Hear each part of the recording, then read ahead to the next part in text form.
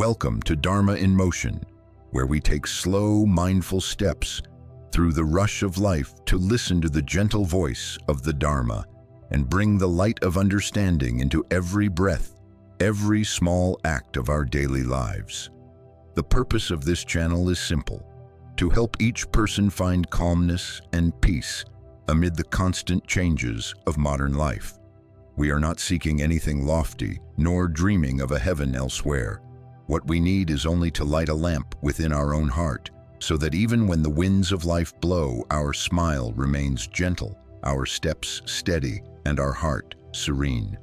Sooner or later, we all realize that peace does not come from how others treat us, but from how we face others, life, and ourselves. Sometimes just a careless word or an unfriendly look can disturb our mind all day. We rush to prove we are right, to please someone, or to win an argument, only to end up exhausted. This world is like a crowded market. Everyone has a voice. Everyone has their own view.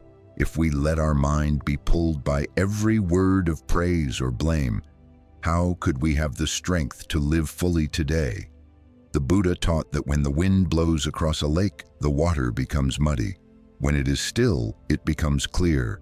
The mind is the same. When stirred by resentment, jealousy, and gossip, life becomes clouded. But when we keep our heart calm and smile at both praise and criticism, no one can truly hurt us. Keeping the mind peaceful does not mean running away from life, nor being indifferent to others' suffering. It means learning not to let the outer world control our inner mind. Each morning when the sun rises, we can softly vow, "Today I vow to live mindfully, to live kindly, not to blame anyone, not to resent anyone, and not to make anyone suffer." Such a simple vow can light up an entire day. Do not wait for life to be quiet to start living well. Live well so that life becomes quiet. Whether others praise or criticize, come or go, all is like passing wind. What remains is how we choose to live so that when we look in the mirror, we feel no shame. When night falls, we can close our eyes without regret, and even if no one remembers us, we still know we have lived kindly and harmed no one. When the mind is peaceful, worries naturally dissolve like morning dew under sunlight. To live calmly is not weakness. It is the strength of one who understands life. Calmness is the result of wisdom and self-mastery, knowing what is ours to handle and what belongs to others. Whoever plants seeds will reap their fruit. Our task is to sow good seeds and keep our hearts pure. Let time take care of the harvest. Some people say, "Let others do as they will." It may sound like indifference, but in truth, it is the first step toward inner freedom. When we stop interfering in others' affairs, we truly return to care for ourselves. The mind is like water. When still, it reflects the sky. Just one gust of wind, and the image vanishes. Likewise, when our heart is disturbed by comparison and competition, we cannot see truth or feel peace. Many sufferings do not come from outside, but from our inability to let go. When insulted, instead of silently observing, we rush to anger. The more we rage, the deeper our suffering. The Buddha taught that hatred is never ended by hatred. Only love can dissolve hatred. It sounds simple, but to do it, we must live with wisdom and not be led by emotion. Meditation is not just sitting still on a cushion. Meditation is keeping the heart unmoved amid countless changes. In the noisy marketplace, amidst praise and blame, we still row steadily so that our life's boat stays on course. Like a rower on the river, though waters may surge and winds may rise, if his hands are steady and his heart calm, the boat will stay true. Living in this world, we encounter many simple yet profound stories, like the woman selling vegetables at the market, who keeps smiling despite insults and competition. She chooses silence, chooses peace over contention.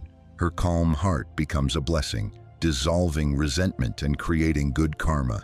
Or a wife betrayed by her husband, who suffered deeply, but after hearing the Dharma and understanding karma, began to let go. Each morning she lights incense, praying for clarity and peace.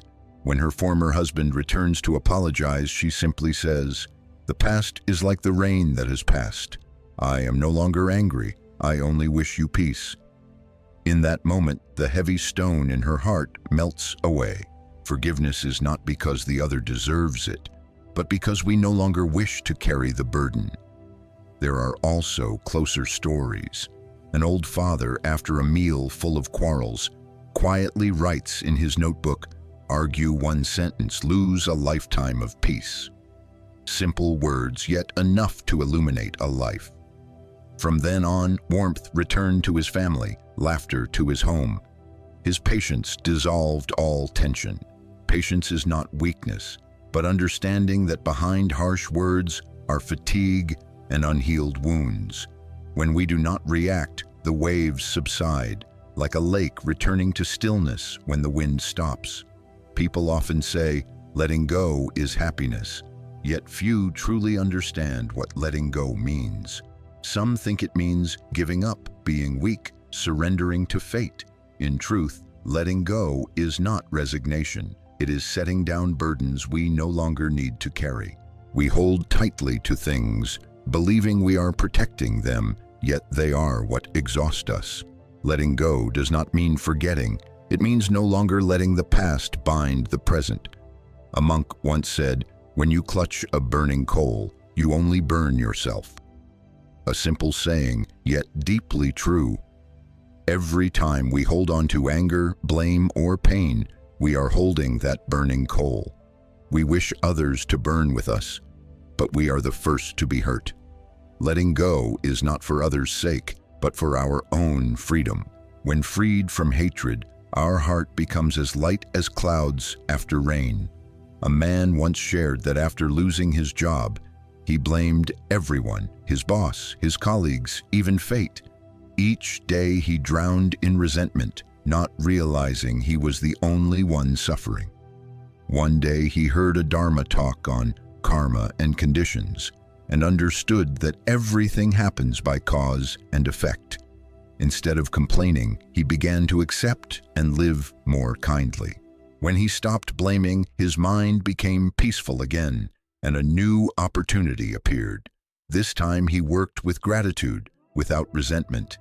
He said that the day he learned to let go was the day life began to smile at him. Letting go is not only for great matters, it is a way of living every day.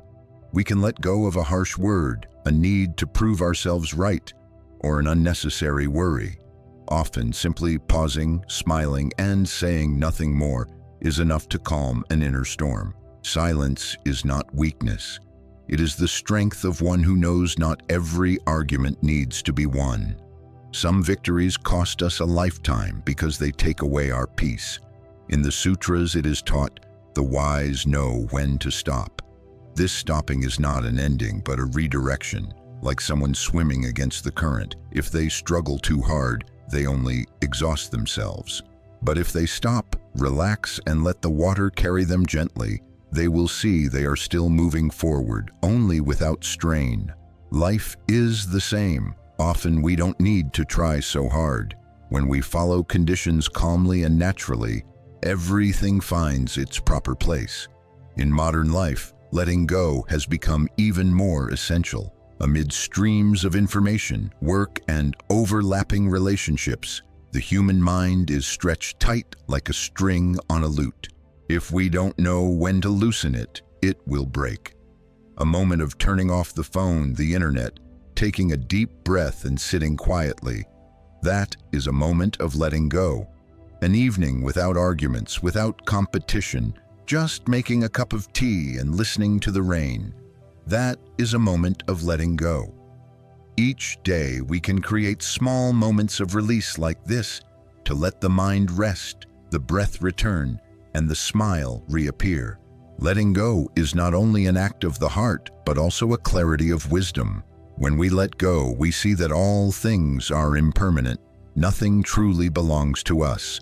This body will age, Possessions will decay and people will leave. Understanding this, we no longer fear loss. Those who fear losing are those who have not seen that all phenomena are in constant change. When we see deeply, we naturally become lighter, like a traveler walking unburdened. Once a Zen master asked his disciple, "Do you want peace?" The disciple replied, "I do." The master smiled, "Then let go." The disciple asked, "Let go of what?" The master said, "What is not yours." The disciple pondered, "Master, what is not mine?" The master replied, "Almost everything you are trying to hold." That answer awakened him. From then on, he learned to look within. What he clung to was mostly habit, fear, and the need for control. As he gradually released them, his life became more peaceful than ever. Letting go is also a form of love. When we release our attachment to others, we give them freedom. When we let go of expectations, we give ourselves the chance to love without pain. Some say they love, but what they actually do is hold, wanting the other to belong to them. True love does not imprison. It is a vast space where both can breathe. Letting go in love is wisdom. It is knowing the other has their own path. If you are carrying anger, fear, or a painful memory, sit down and breathe. Look directly at the feeling without judgment. See it, acknowledge it, and let it go. Like a cloud drifting across the sky, it comes, lingers, and then goes. We don't need to chase it away or hold it back. When we clearly see this impermanence, we have already begun to let go. Letting go is an art of living. It doesn't happen in a day, but through training the mind. Each time we release a little, we become lighter. Each time we choose not to react or cling, our heart opens wider. Maybe today we cannot let go of everything, but just recognizing what binds us means we have walked half the path to freedom. When we know how to let go, we truly know how to love. When we know how to stop, we truly begin to live. And when we no longer hold on to what is not ours, we will see that happiness is never far away. It is right here in every breath, every mindful moment. Some say that in life, those who flow with the current live in peace. But flowing does not mean giving up or surrendering. It means understanding the law of cause and condition, to live in harmony with change. Life is impermanent. Nothing stays still forever. If we insist everything must go our way, suffering will never end. But when we understand that all things arise from causes and conditions, we learn to smile even at what we don't prefer. The Buddha taught, all phenomena are non-self and impermanent. Everything comes and goes, like waves on the shore, like wind through the branches. One who lives in harmony with conditions knows that we cannot stop the rain from falling or keep the sun forever in the sky. But we can learn to walk in the rain without getting wet and welcome the sunlight without being blinded. Living in harmony with conditions is not passive. It is living actively with a calm heart and clear mind. We still act, contribute, and love, but without attachment to results. When conditions are right, flowers bloom. When they are not, leaves fall. A farmer, when facing drought, does not curse heaven or earth. He quietly repairs the field banks, saves water in the canals, pulls weeds one by one. When the rains come, his fields thrive more than others. When people praise his luck, he just smiles. Not luck, I simply worked in harmony with heaven and earth. That is the spirit of living in accordance with conditions, not forcing, yet not neglecting. In modern life, we often forget this. We want everything to go as planned, want others to think and act as we wish. Just one wrong word or action from someone, and waves rise in our heart. In truth, that is when we are going against conditions. When we go against people, anger arises. When we go against circumstances, affliction appears. But when we learn to harmonize, everything becomes lighter. one who no longer tries to make others understand them or force life to bend to their will, naturally finds peace. Living in harmony with conditions is also a sign of wisdom. The wise do not chase after change, but stand firm in their heart. The river may rush, but the rocks at its bed remain unmoved. Those with wisdom are the same, steady amid life's noise, holding to their unchanging core. When the mind is stable, we are not swept away by praise or blame, gain or loss. When praised, we smile. When criticized, we smile. Because we know that words are only wind, and only the heart is true. There is a story that when the Buddha was slandered, his disciples became angry and wanted to respond. But the Buddha smiled gently and said, "If someone offers you a gift and you do not accept it, to whom does it belong?" The disciples replied, "To the giver." The Buddha said, "So when someone insults you, if you do not accept it, the words still belong to them." Such calmness does not come from indifference, but from wisdom. Those who understand life do not let their mind be swayed by others' words, for they know everyone speaks from their own level of understanding. Living in harmony with conditions is living with compassion. When we meet someone angry, we understand they are suffering. When we hear harsh words, we know pain is speaking. Instead of anger, we give compassion. Everyone carries wounds, some deep, some shallow. Seeing this, we no longer cling. Attachment is the root of suffering. Understanding is the door to freedom. Sometimes harmony means knowing when to stop. Life is like a train. Some companions travel with us only for a while. When they leave, we should put our palms together and thank them, instead of holding on. When conditions end, no matter how we try, nothing lasts. The wise do not resent or regret. They are grateful for what was. When we let go at the right time, we keep our peace. When we cling, we lose ourselves. Someone once asked, "How do we know what is harmony and what is resistance?" The answer lies in the feeling of the heart. When something brings lightness, clarity, and kindness, that is harmony. When something brings fatigue, anger, and worry, that is resistance. When you feel tense, stop and breathe. One deep breath can bring you back to the present. When you are fully present in this moment, wisdom naturally arises, and you will know whether to move forward or to stop. One who knows how to live in harmony with conditions is not someone who does not encounter storms, but someone who knows how to keep a peaceful mind amidst the storms. Like a skilled rower, they do not fear strong winds because they know how to keep balance.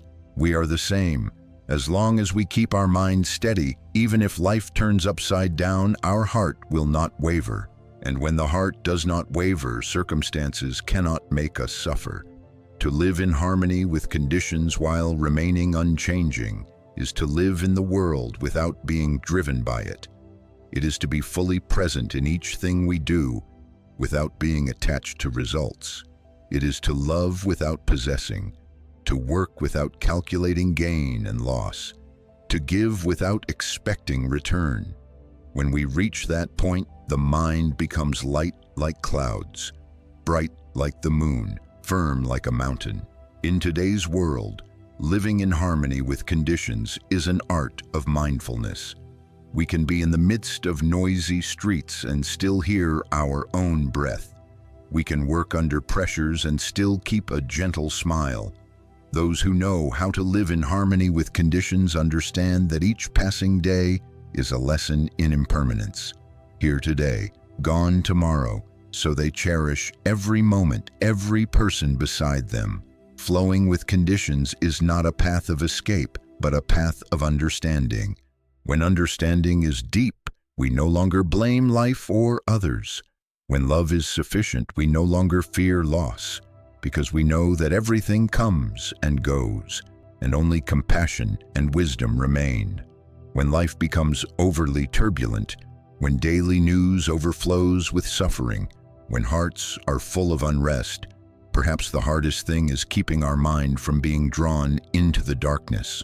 The Buddha taught that ignorance is the root of all suffering. Ignorance is not only not knowing, but seeing wrongly, understanding askew, and thus acting in obscurity.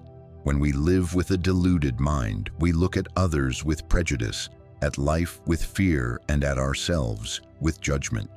When the mind is bright, we still see things as they are, but we are no longer controlled by them. A bright mind is like a lamp in the night. Darkness cannot extinguish the light. Only we ourselves can cover it with the veil of ignorance. Each time we are angry, we blow wind onto that lamp. Each time we are greedy, we pour defiled oil into it. Each time we are afraid, we cover it with a layer of smoke. And each time we awaken and return to mindfulness, the lamp flares bright again, even if storms still rage outside.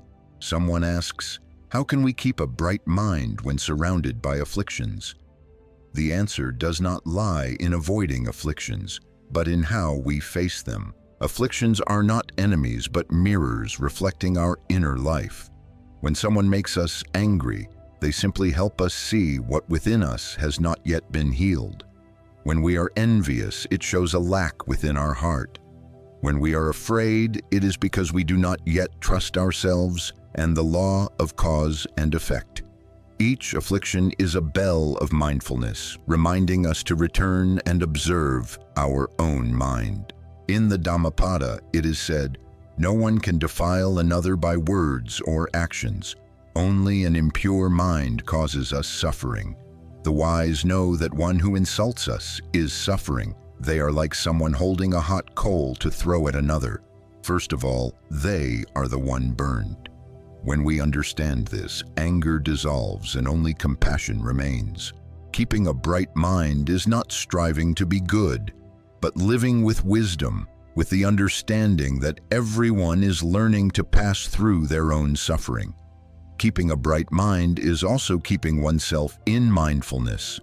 When we eat, know we are eating. When we walk, know we are walking. When we speak, know we are speaking. Simply being truly present in this moment, the mind becomes bright. One who is mindful is not pulled back by the past, nor dragged forward by the future. They live fully in the present, the only place without suffering if we know to pause and look. One afternoon, the Buddha and his disciples passed through a forest. He stopped by a stream, scooped water into his palm, and said, just like this water, when the mind is calm, the world is reflected clearly. When the mind is agitated, the scene becomes turbid. Keeping the mind bright is not trying to make the water flat, but learning to sit still so that the water settles by itself. When we stop forcing, stop resisting, and stop judging, the mind naturally becomes bright. There was an old woman who each day recited a short verse. I vow to keep my mind like the moon in the sky, shining without sticking, illuminating without clinging. She said that merely murmuring it brought peace to her heart. A bright mind is not far away. It lies in how we think, speak, and act.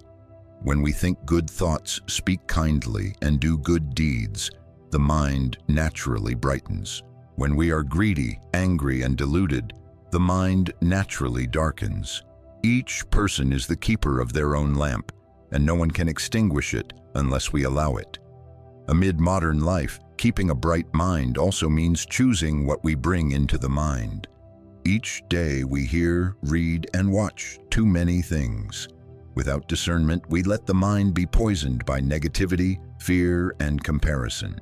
Choose to listen to what nourishes wisdom, to read what expands compassion, and to be near those who help us become lighter.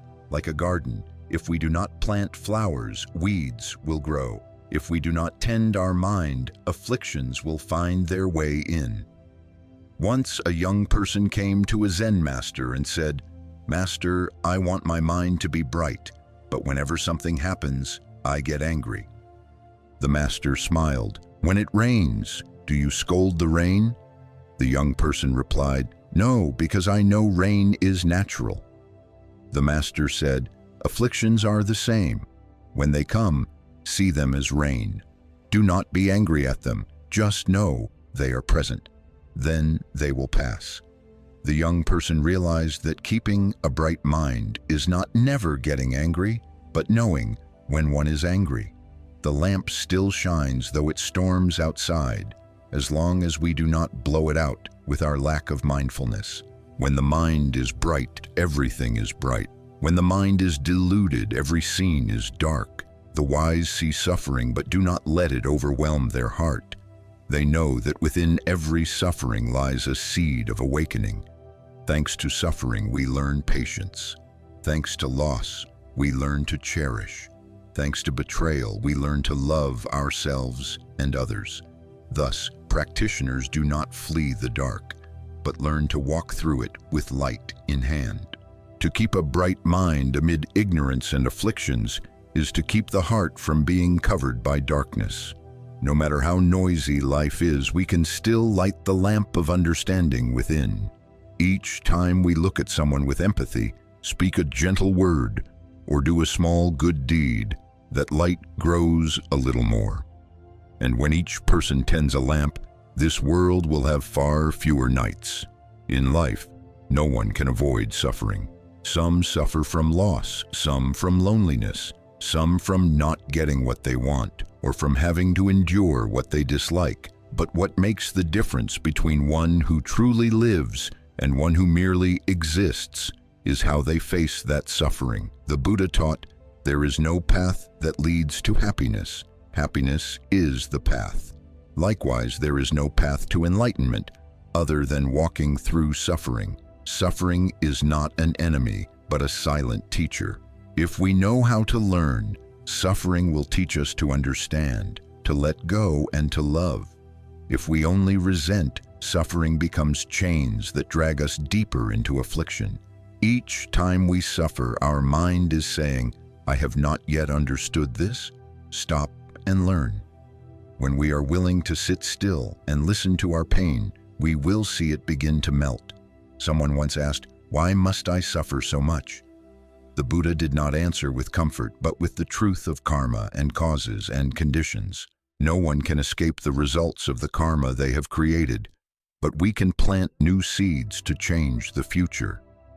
When we understand this, we no longer see suffering as punishment, but as an opportunity to awaken. One who has been betrayed learns to trust themselves. One who has lost learns gratitude for what remains. One who has been lonely learns the depth of compassion. There was a woman who lost her son in an accident. At first, she sank into despair, blaming heaven and earth.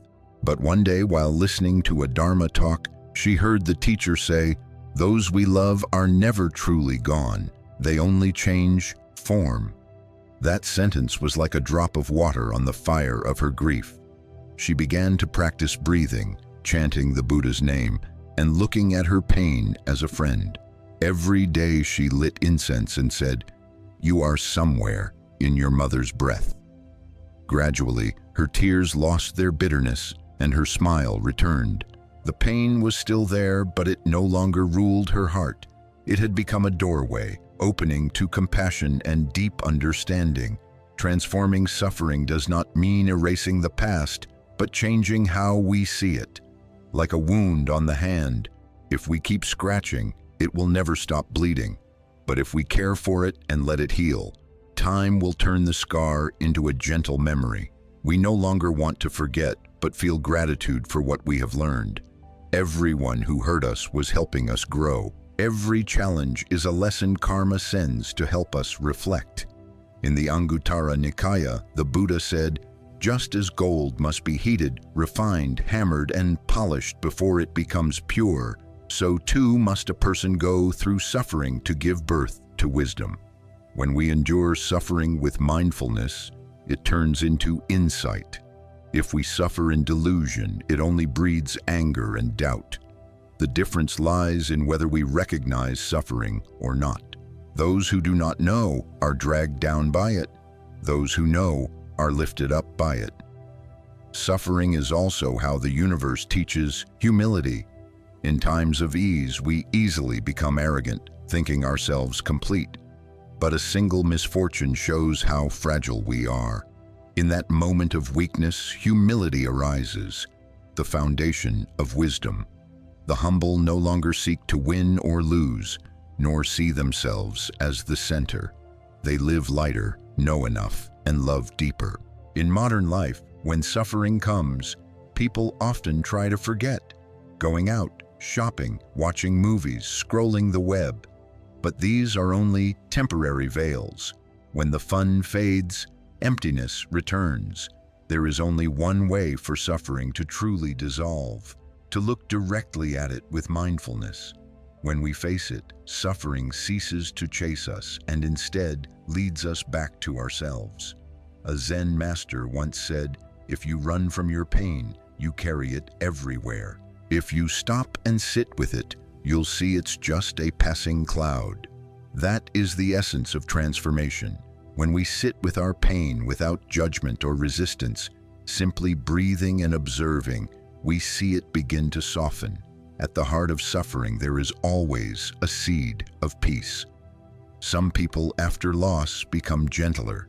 They are no longer quick to anger or harsh with others because they understand everyone carries pain. Their compassion is not learned from books, but born from a heart that has been broken. That is true wisdom, insight born from transformed suffering. Transforming suffering is the art of turning darkness into light, adversity into awareness. When we stop blaming and start being grateful for the lesson, suffering no longer frightens us. We know that each fall helps us rise stronger. Each tear cleanses the heart, and each loss reveals what truly matters. When we look at suffering through the light of the Dharma, we no longer ask, "Why did this happen to me?" but, "What is this here to teach me?" That question turns a victim into a student of life. And once we have learned, the lesson fades. Like rain that comes to wash away the dust and leaves when the earth is nourished. When the mind begins to settle, when we understand that suffering can be a teacher, the next step on the path of awakening is to open the heart and cultivate compassion. Compassion is not pity, but understanding and love. A compassionate person not only feels another's pain, but acts to ease it. It is love guided by wisdom, loving without attachment, helping without expecting, giving without calculation. In today's world, compassion seems a luxury. People are rushed, irritable, judgmental, quick to turn away. We share quotes about kindness, yet forget to notice the weary person beside us. The Buddha taught, "One who speaks well is not as noble as one who does a small deed with a kind heart." A smile, a gentle question, a small act of care. These are bridges between closed hearts. Some think compassion is weakness, that it makes one easy to exploit. In truth, compassion is strength. It is the power of one who understands karma, sees suffering deeply, and knows when to stop. With compassion, we no longer wish to hurt anyone, for we know that every wound we cause, another will one day return to our own heart. The wise never use pain to repay pain. They choose to dissolve it with understanding. A monk once said, "Compassion is not loving someone because they deserve it, but because we understand them." When we see the reason behind someone's behavior, anger fades and empathy remains. Some are quick-tempered because they have never been heard. Some are selfish because they fear abandonment. Some are rude because they have been hurt. Seeing this, resentment turns to compassion. Compassion begins with understanding, not fleeting emotion. In daily life, we can practice compassion in small ways. When someone is angry, don't respond right away. Breathe and stay silent for a moment. That silence can save two hearts from hurt. When someone struggles, offer a hand, even in small help. When someone is wrong, instead of mocking, gently show them. Compassion needs no grand gestures. If it's done with a kind heart, it is already a blessing. Compassion also begins with loving ourselves. Many suffer because they care for others but forget themselves. They endure, they sacrifice, yet carry deep exhaustion. The Buddha taught, "One who does not love oneself cannot truly love another."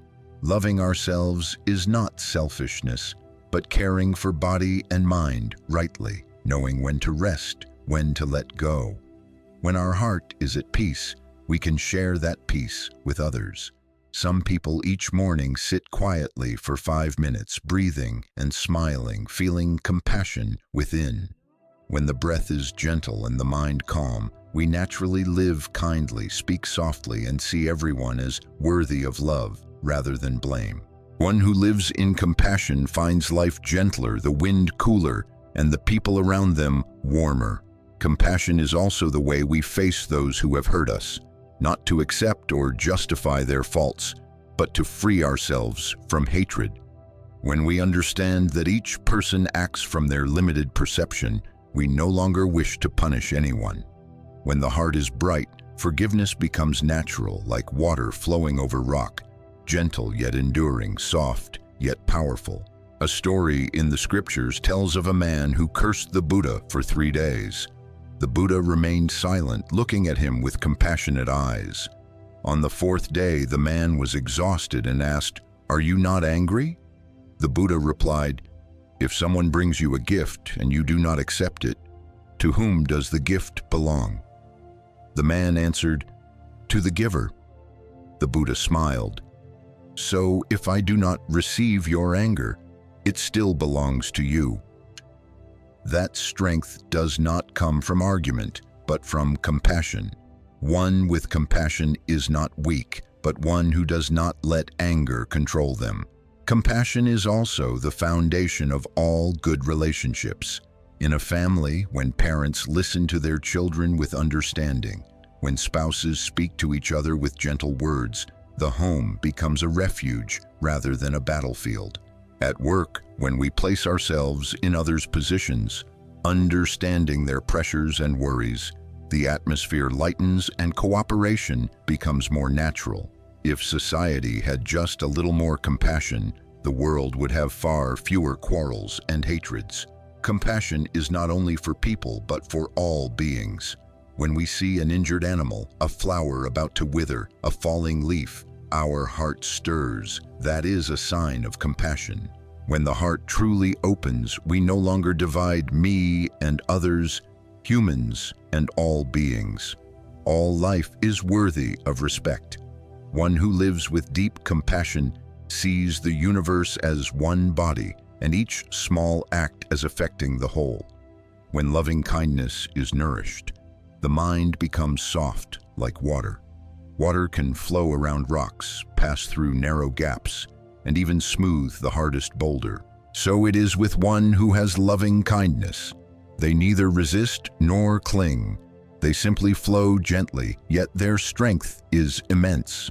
Loving kindness makes us speak pleasantly, look at others with gentle eyes, and walk with light steps. Living with compassion is living in happiness. For when we love, we are no longer lonely. When we give, our heart is full. When we understand, life becomes more intimate than ever. Each day, planting just one seed of compassion, in speech, in thought, or in action, is enough to lessen this world's suffering. Loving kindness is not found far away. It is right in the moment we pause, breathe deeply, smile, and see that everyone is walking through their own pain. When we understand this, our heart naturally opens. And when the heart opens, the world becomes warmer, gentler, and kinder. Amid a life of many upheavals, perhaps one of the hardest virtues to cultivate is patience. People easily become angry when misunderstood, react when insulted, yet few realize that in moments of silence and patience, true strength is born. The Buddha taught, "Patience is the highest practice. One who can endure harsh words without the mind being disturbed is a person of wisdom." Patience is not weakness, but an expression of wisdom and compassion. In daily life, just one harsh word or unfriendly look can make us flare up. But if we can pause for 1 second and take a deep breath, that anger will dissolve like smoke in the wind. For fire cannot be quenched by fire, only water can cool it. The angry person speaks harshly, but the patient person preserves peace. When we know how to be silent at the right time, we do not lose. We win over ourselves. There was a gentle father named Min, living with his son and daughter-in-law. One evening when the rice was burned, the young daughter-in-law, tired and irritable, scolded him for not helping.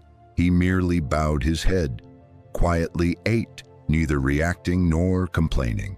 That night he wrote in his old notebook, "Argue one sentence, lose a lifetime of peace." A few days later, the daughter-in-law happened to read that line and burst into tears. She understood that his silence was not weakness, but compassion. From then on, the family was harmonious and mealtimes were filled with laughter. A small story, yet it contains a great lesson. Patience preserves peace for ourselves and for others. Patience does not mean silent resentment. Patience is understanding. It is seeing that the one angry with us is also suffering. It is knowing that everything passes like a rain that will end. When the mind is bright enough, we no longer need to win or lose with anyone, for we understand that words are only wind, while our heart is the earth. The wind may blow, but it cannot carry away the earth if the earth remains firm. In relationships, especially in families, patience is the glue that binds love. When spouses listen to each other, when parents yield to children, when children understand their parents, then patience turns into blessing. Those who lack patience speak hurtful words. Those who have patience keep their humanity. When one person steps back, the storm calms. But if everyone insists on the last word, kinship fades like a lamp running out of oil. Some say, "I can be patient once or twice, but if I keep enduring, others will take advantage." The Buddha taught, patience is not for others to win, but so that we do not lose. Losing here is not losing an argument, but losing to ourselves. Each time we grow angry, we lose energy, wisdom, and peace. One who is patient does not let others control their emotions. The scriptures tell of a young monk who was insulted. He remained silent, simply joining his palms and reciting the Buddha's name. When asked why he did not respond, he said, "If someone brings us a gift and we do not accept it, it still belongs to them." So it is with slander. If we do not receive it, it cannot harm us. That is patience, the abiding of a mind unmoved by praise or blame. Timely silence is not avoidance, but meditation in the midst of life. Meditation is not only sitting still in a quiet room, but keeping a peaceful heart amid noise, a gentle mouth amid praise and blame, a bright mind amid right and wrong. One who can be silent when insulted and still smile when misunderstood has attained the greatest strength, the strength of compassion and wisdom. In modern society, patience is needed more than ever. When social media makes people reactive and quick to anger, a single malicious comment can become a fire that burns the heart. But if we are awake enough, slow enough, patient enough, we will see that nothing is worth trading our peace for a passing fury. When we learn to be silent in the face of provocation, we are cultivating wisdom. When we choose to smile instead of retaliate, we are planting blessings for ourselves. Patience is also a form of love. Love is not talking a lot, but understanding and acceptance. Sometimes just a hand held, a look, or silence at the right moment is enough to dissolve misunderstanding. One who knows patience sees the suffering behind others' harsh words. They do not resent or rage, but simply breathe softly and smile. The Buddha once taught, "One who is patient conquers themselves." Victory is not in argument, but in the heart. When we are patient enough, we realize that no one can hurt us unless we allow it. When we do not react, afflictions find no place to cling. When we are silent, wisdom begins to speak. And when we smile, compassion radiates, softening those around us. Patience is the art of one who understands life, knowing there are things that need not be said, matters that need not be proven, and disputes that need not be won. When we learn to release words, stop anger, and keep our heart calm, we have walked halfway to peace. So whenever the mind begins to stir, remember the old saying, one moment of patience brings 100 days of peace. Silence is sometimes the voice of compassion, the path leading us back to freedom, serenity, and clarity amid life's noise. Today's world makes people move faster than ever. Everything is rushed. Work, information, plans, messages, meetings.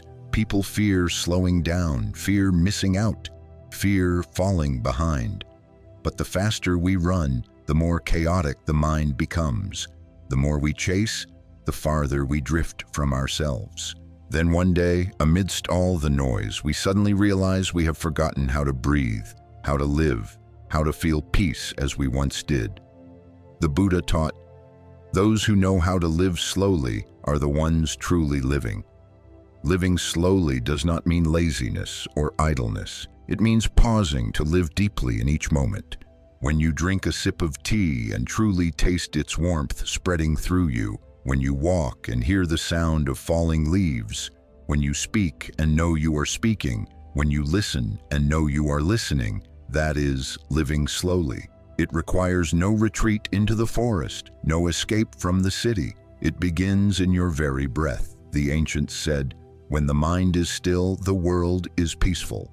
When our mind is restless, even in a temple we feel uneasy.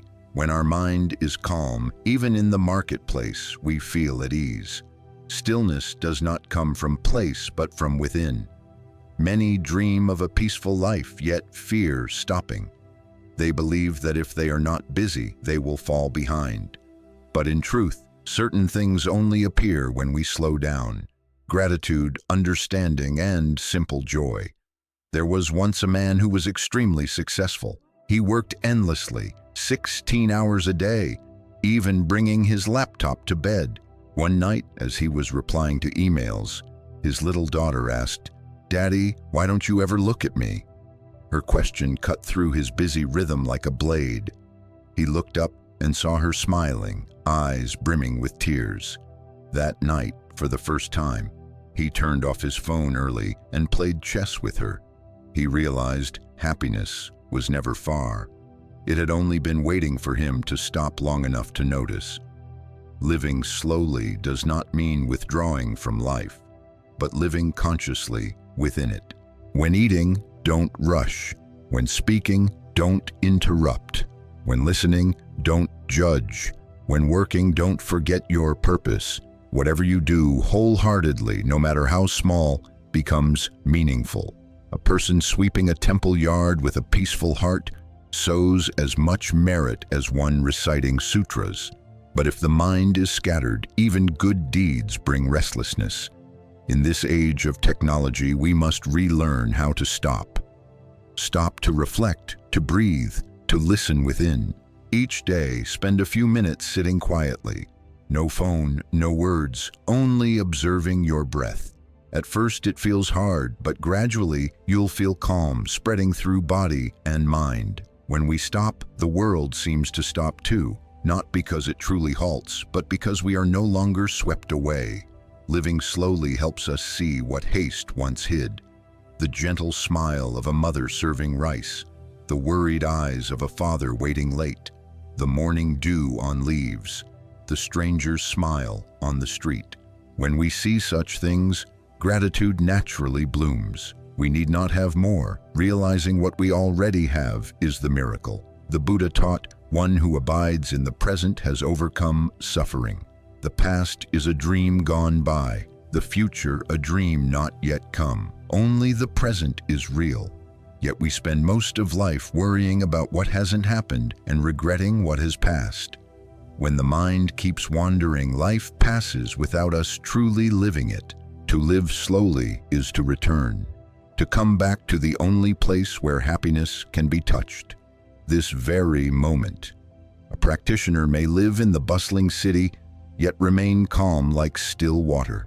An ordinary person can meditate while washing dishes, cooking, or driving, simply by acting with mindfulness and steady breath. When we are fully present, even small acts become meditation. Living slowly is meditation in motion, not ritual, not form, but deep presence in each moment. If each person slowed down a little, spoke slower so their words would not wound, walked slower so they wouldn't miss the beauty around them, thought slower to avoid rash decisions, loved slower so affection could ripen, this world would have far less suffering. Slowness does not make us fall behind. It brings us closer to ourselves. To live slowly is to return to the natural rhythm of the universe. The moon still waxes and wanes in time. Flowers still bloom when the sun is right. Wind still blows when the sky needs rain. No one can force nature to hurry. Humans, too, have their own rhythm of the soul.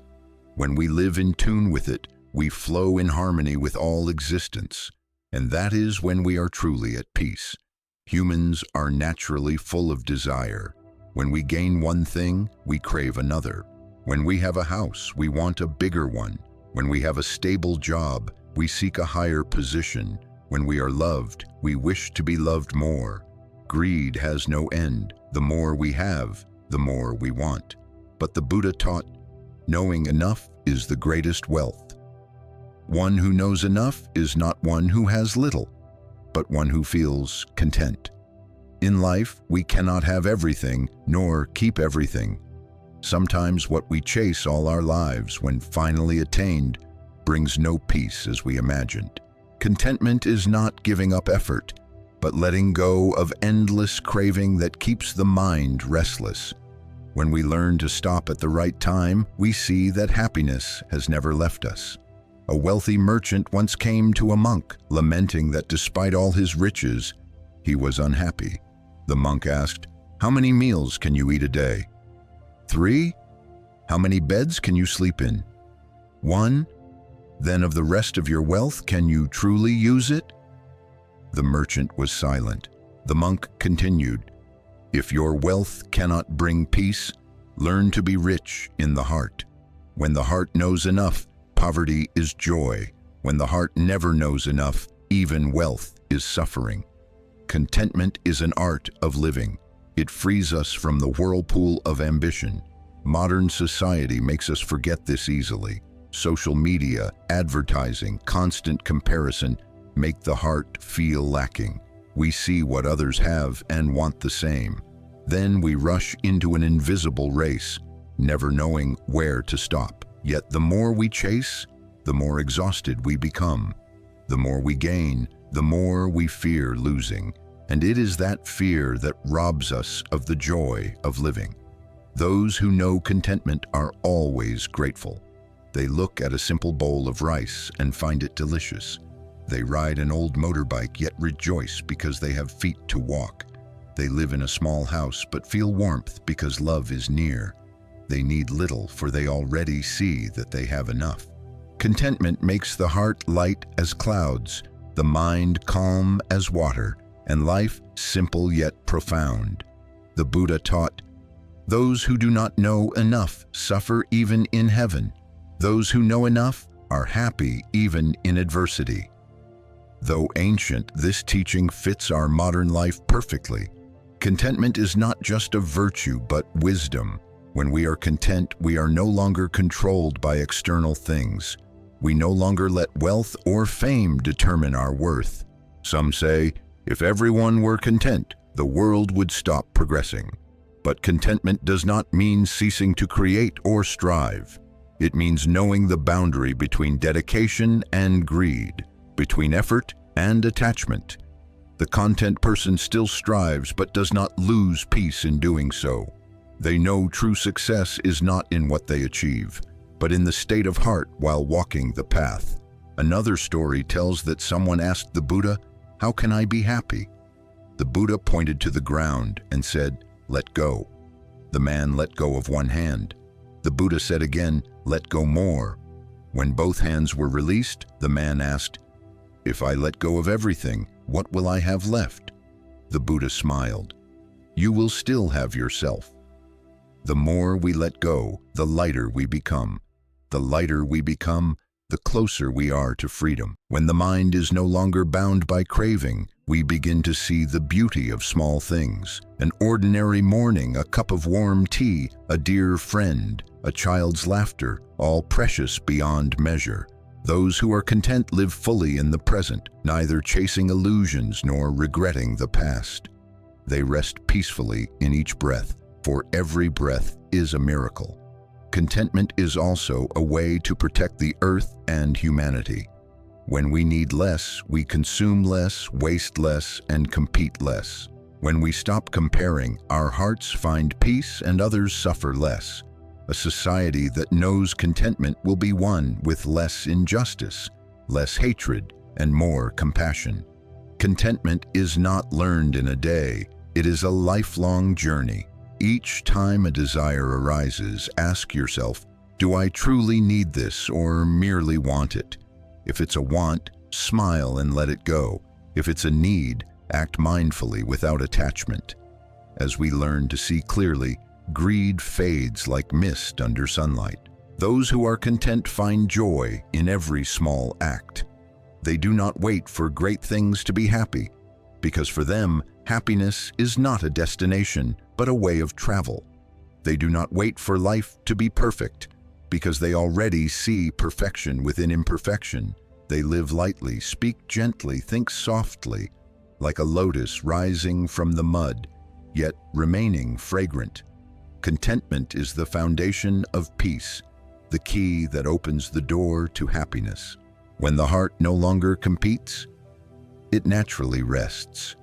When we cease to crave excessively, we finally feel the joy of living.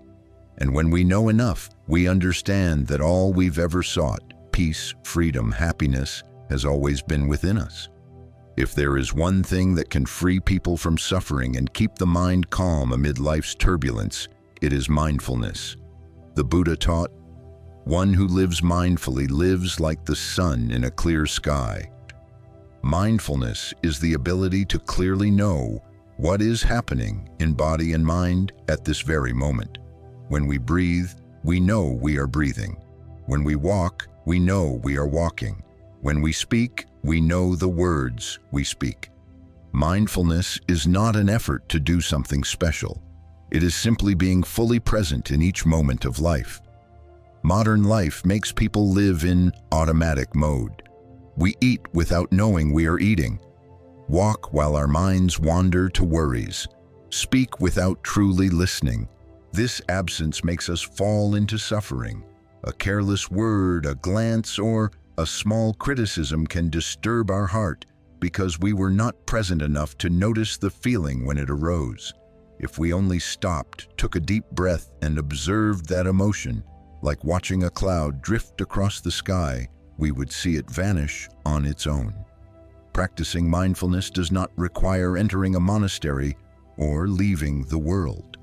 We can live mindfully in the smallest actions. When washing dishes, simply know you are washing dishes. Feel the warm water on your hands. Hear the sound of dishes clinking and notice the lightness in your heart. When walking, feel your feet touch the earth. Hear the rustle of leaves. Feel the wind on your skin. Every act done with full presence becomes meditation, and that meditation brings the mind home to the body. A Zen master once said, "When you drink tea, just drink tea." The saying seems simple, but it holds deep wisdom. In that moment, we are not thinking of yesterday or worrying about tomorrow. We are living in the present. And only in the present can we truly touch happiness. Many search for peace in faraway places, but true peace is not in the Himalayas or deep forests. It lies in our own breath. Mindfulness also heals the wounds of the heart. When we are angry, we know we are angry, and we breathe to embrace that anger. When we are sad, we know we are sad, without running away or forcing joy. We simply look deeply into our sadness, as if looking at a crying child. to understand what it needs. That awareness is the light that dissolves darkness, for mindfulness neither judges nor suppresses. It quietly illuminates. A woman once shared that after losing her husband, she often felt panic, fear, and longing. One day she heard a Zen master say, "When you are sad, sit still and breathe with your sadness. Don't chase it, don't fight it, let it dissolve through your breath." She followed his advice. On the first day, tears flowed. On the second, her heart was still heavy, but her breath deepened. A week later, the sadness remained, but it was gentler. She said, "I am not free from pain, but I have learned to walk through it without drowning." That is the power of mindfulness, not to erase emotion, but to transform it. Mindfulness cannot be separated from wisdom. When the mind is clear, we see things as they are. No addition, no distortion. When we are angry, we know we are angry. Not "I am wrong for being angry," but "this is anger, I am observing it." When we are worried, we know we are worried. Simply seeing this reduces the power of affliction by half. The mindful person is like one looking into a mirror. They see their true face and thus know how to care for and transform it. Amid the world's noise, the mindful person stands in the storm yet remains at peace. They work, speak, and give, but are not swept away by life's current. They know when to speak and when to stop, when to advance and when to step back. Every action arises from awareness, not reaction. Thus, they radiate a calm energy that makes everyone around them feel at ease. Mindfulness also helps us live more fully in our relationships. When we are truly present, we listen to others not only with our ears, but with our hearts. We do not interrupt, judge, or rush to advise. We simply listen, allowing the other person to be themselves. And only when one is truly heard can healing begin. Mindfulness in communication is the greatest gift we can offer. For in this busy world, the most precious thing is not material, but genuine presence. When we live mindfully, we are no longer haunted by the past or fearful of the future. We see that happiness can only bloom in the present moment, like the lotus that opens only when sunlight and water are in balance. Each mindful breath is a step toward freedom. Each moment of true presence is one more release from the chains of affliction. Practice is not about becoming someone else, but returning to oneself, to the breath, to the smile, to the peaceful step. Mindfulness is not only for meditation halls, it belongs to everyday life. When we cook, wash dishes, converse, work, or even when we feel sad or tired. Wherever mindfulness is, the Buddha is in our heart. The power of mindfulness is the power of light. Quiet, unassuming, yet capable of illuminating an entire soul. And when each of us lights the lamp of mindfulness within, the world becomes far less dark, because that light shines not only for ourselves, but for all who cross our path. People often think freedom means being able to go anywhere, do whatever we want, say whatever we think. But true freedom does not lie outside. It lies within. Some are confined by walls, yet their hearts are serene. Others live in splendor, yet feel suffocated and anxious. The Buddha taught, "No chain is heavier than the chain of the mind. No prison is tighter than the prison of emotion." As long as the heart is ruled by greed, anger, and delusion, we remain slaves to ourselves. Inner freedom begins when we learn to observe our emotions without letting them rule us. When angry, we know we are angry. When afraid, we know we are afraid. When sad, we know we are sad. Merely seeing, without judgment or identification, prevents emotions from mastering us. Anger fades, fear softens, sadness lightens. For all emotions are visitors. They come and go, but the mindful heart remains. A Zen master once said, "You cannot stop the wind, but you can learn to stand firm in it." Emotions are like the wind, sometimes gentle as mist, sometimes fierce enough to fell trees. The weak are swept away, the strong bend and let it pass. When we learn to watch emotions drift by like clouds, storms no longer frighten us. In modern life, people are more easily driven by emotion than ever. A single comment online can upset us for a whole day. One piece of bad news can rob us of sleep. Yet most of our suffering does not come from events, but from our reactions. Someone may insult us, but if we do not take it to heart, their words lose power. A sad event may occur, but if we accept it and see it as a lesson, suffering transforms into wisdom. Once, someone asked a Zen master, "How can I stop others from hurting me?" The master smiled and said, "When you no longer take their words as your own." Simple, yet deeply true. No one can make us suffer without our consent. When we realize everything is merely a reflection of our own mind, the heart grows light. Inner freedom is not the absence of emotion, but living with emotions mindfully. The wise still feel sorrow at loss and anger at injustice, but they are not swept away. They pause, breathe, and observe. They do not let anger turn into hurtful words, nor sadness into despair. Emotions come and go, but the heart remains still, like a lake that reflects without holding on. One story tells of a monk who was falsely accused. People gossiped and criticized him, yet he calmly continued his alms rounds each day. When asked why he did not defend himself, he said, "If I am busy explaining myself, who will keep my heart pure?" Seeing surprise in their faces, he smiled. "I only need to live truthfully. Words of others are like wind passing through bamboo. No need to block, no need to follow." That is freedom. Freedom from the need to be understood, praised, or justified. When we live with a free heart, everything becomes lighter. We no longer need others to be like us or the world to go our way. We accept life as it is, knowing suffering arises only when we wish it were otherwise. When we let go of control, peace returns. A free person is not one with few attachments, but one whom no attachment can bind. In mindfulness, every emotion becomes a doorway to understanding. When we notice anger, ask, "What am I trying to protect?" When we notice fear, ask, "What am I clinging to?" The answers are the keys to liberation. Each insight loosens another link in the chain. Inner freedom is not distant. It exists in the moment we pause and smile amidst life. When we are no longer dragged by emotion, we stop reacting and start choosing. We choose peace over anger, compassion over blame, silence over argument.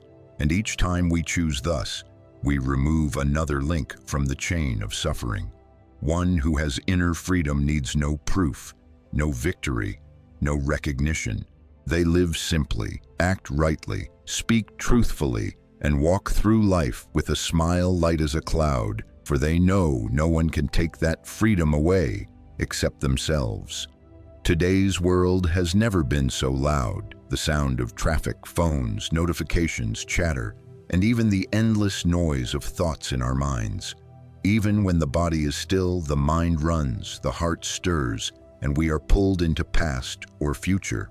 Humanity is losing the ability to listen, not only to others, but to ourselves. The Buddha taught silence is the dwelling place of wisdom. Amid the noise, if we can pause and return to the breath, we will find a peace that nothing can steal. Silence is not the absence of sound, but the presence of stillness within all sound. Like a lake reflecting the sky despite the wind around it, true calm is born from within. Serenity is not granted by circumstance, but cultivated by practice. The practitioner does not seek a quiet place. They create quiet within their own heart. Once, a Zen master was meditating when thunder roared and trees crashed down. A disciple, terrified, asked, "Master, are you not afraid?" The master smiled, "The thunder moves outside, but my mind does not move." One whose heart is steady as a mountain is untouched even by storms, not because they do not hear the noise, but because they no longer let it reach within. In daily life, silence can sometimes feel like a luxury. We are swept into the current of work, news, and endless conversations. Thousands of pieces of information pass through us each day, yet so little of it is truly necessary. That is why people grow weary without knowing why.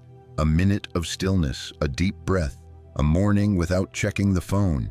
These are the medicine the mind longs for. When we quiet the noise outside, we begin to hear the voice within. Silence is also how we listen to life with the heart. When someone is angry with us, instead of reacting, be silent and look deeply into them. When someone is in pain, be silent and let them rest on your shoulder. When our own heart feels tangled, be silent and listen to what it is saying. Often just by pausing, saying nothing, doing nothing, simply listening, we can save a relationship, keep a day peaceful, and begin to heal ourselves. Some say, "I cannot bear silence, it makes me feel empty." But that emptiness is not to be feared. It is the doorway to peace. In that space, we see impermanence clearly. Joy comes and goes, sorrow rises and fades. Nothing stays forever. When we accept that truth, we no longer fear loss. And when we no longer fear loss, we begin to truly live. A Zen master once taught, "The mind is like a lake. If constantly stirred, it becomes muddy. Only when still can it reflect the sky." When we learn to stop, we find that the simplest things become profound. The song of a bird, the sound of rain, the whisper of the wind, all are Dharma talks, if we listen with a quiet mind. Silence not only brings peace, it deepens wisdom. When the mind is calm, we see things more clearly. When emotions no longer drag us, we know what to do and when to stop. The tranquil person does not rush to conclude or judge. They observe, listen, understand, and then act.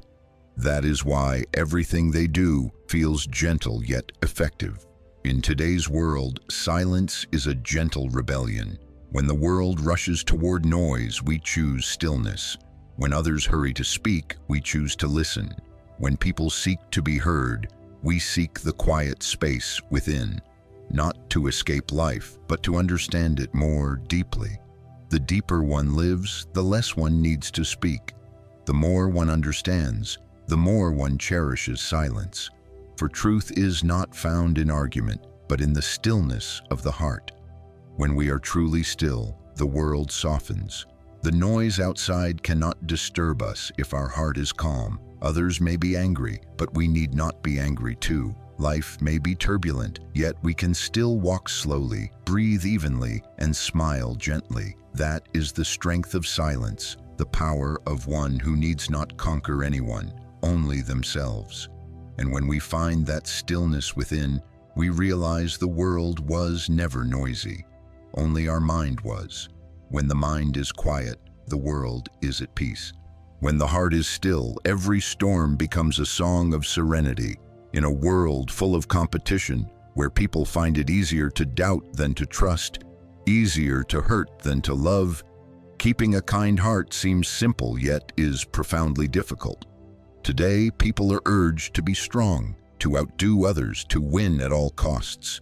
But in the Buddha's teaching, true strength does not lie in power or wealth, but in gentleness, a heart that understands, that loves without calculation, that chooses kindness even when treated unfairly. To keep a kind heart does not mean allowing others to oppress or exploit us. It means keeping the heart from turning into thorns amid life's collisions. The kind heart is like a stream. It may be stirred, but it never loses its cool, refreshing nature. The Buddha taught, overcome anger with compassion, evil with goodness, falsehood with truth. When our heart is kind, our words, actions, and gaze all become instruments of peace. Some say, kindness is easily misunderstood these days. But kindness needs no validation. It only needs us to know why we do it. For the moment we act with goodness, merit is already born. There is no need to wait for reward. Even if misunderstood, we keep our heart pure. A seed of virtue planted today may not sprout immediately, but it will bloom when the time is right. There is a story of a farmer falsely accused by his neighbor of stealing a cow. The village mocked and shunned him, but he smiled and said nothing. Days later, the cow was found, and the neighbor came to apologize. The farmer said simply, "It's all right, everyone can be mistaken." Surprised, the neighbor asked, "Why aren't you angry?" The farmer replied, "If I am angry, I lose peace twice, once from being wronged, once from my own anger." Those who keep a kind heart know that anger harms only themselves. Keeping a kind heart is keeping light in the soul. When others speak harshly, we still choose gentle words. When others close their hearts, we keep ours open. When life gives us bitterness, we respond with sweetness. Not because we are weak, but because we understand. Hatred brings suffering. Compassion brings peace. One who has suffered much, yet remains kind, has understood karma deeply. An old woman who sold cakes on the street smiled at everyone who passed. One day, a young man mocked her and threw her cakes to the ground. She calmly said, "If you didn't enjoy them, I'll make you another." The young man broke into tears, for in her eyes he saw the compassion he had once seen in his mother's. Kindness may not change the world instantly, but it awakens the goodness sleeping in human hearts.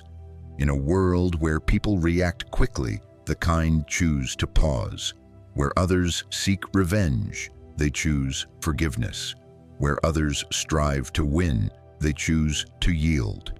Where others speak harshly, they choose silence, not because they cannot respond, but because they know that a drop of kindness can extinguish a fire of anger.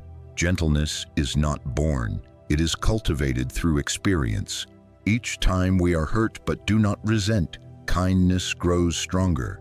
Each time we are disappointed but remain compassionate, kindness shines brighter. Each time we help without expecting return, kindness deepens. The more one understands life, the more one feels compassion instead of blame, for everyone is suffering in their own way. The Buddha taught, if you can keep compassion in every circumstance, you are walking the path of a bodhisattva. A bodhisattva is not a distant figure on an altar, but anyone who uses their gentle heart to ease suffering around them. A soft word can save someone in despair. A kind look can soothe a fearful soul. In daily life, we can practice kindness in the smallest ways. When someone cuts in line, smile instead of frowning. When you are misjudged, breathe and stay silent. When others make mistakes, remember that you once did too. Kindness is not in grand gestures, but in every small, mindful choice we make. One who keeps a gentle heart is the freest of all. They do not fear being misunderstood or disadvantaged because they know that losing a little in worldly gain, but keeping peace within, that is the true treasure. When we have kindness in our hearts, we bring peace wherever we go. That light needs no display, yet everyone who meets it can feel it. Keeping a gentle heart in a harsh world is not easy, but its very difficulty makes it precious, for only in darkness does light shine brightest, and those who keep their kindness amid adversity are the ones who preserve warmth for this world. In the journey of life, no one escapes being hurt, by loved ones, by careless words, or by deliberate actions. These wounds often lie not on the skin, but deep in the heart, carrying resentment year after year. The Buddha taught, holding anger is like grasping a hot coal to throw at another. You are the one who gets burned first. Forgiveness is not easy, but without it, our hearts can never truly rest. Forgiveness does not mean forgetting, nor does it condone another's wrongs.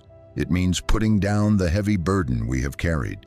It is understanding that resentment does not hurt the other person more, it only exhausts us. Some people spend their youth clinging to bitterness. Each time they recall the past, their hearts tighten, their minds burn. But if we sit down, take a deep breath, and tell ourselves, "Enough, I do not want to suffer anymore," in that very moment, the seed of forgiveness begins to sprout. Someone once asked, "If they never apologize, must I still forgive?" The Buddha taught that forgiveness does not depend on the other person.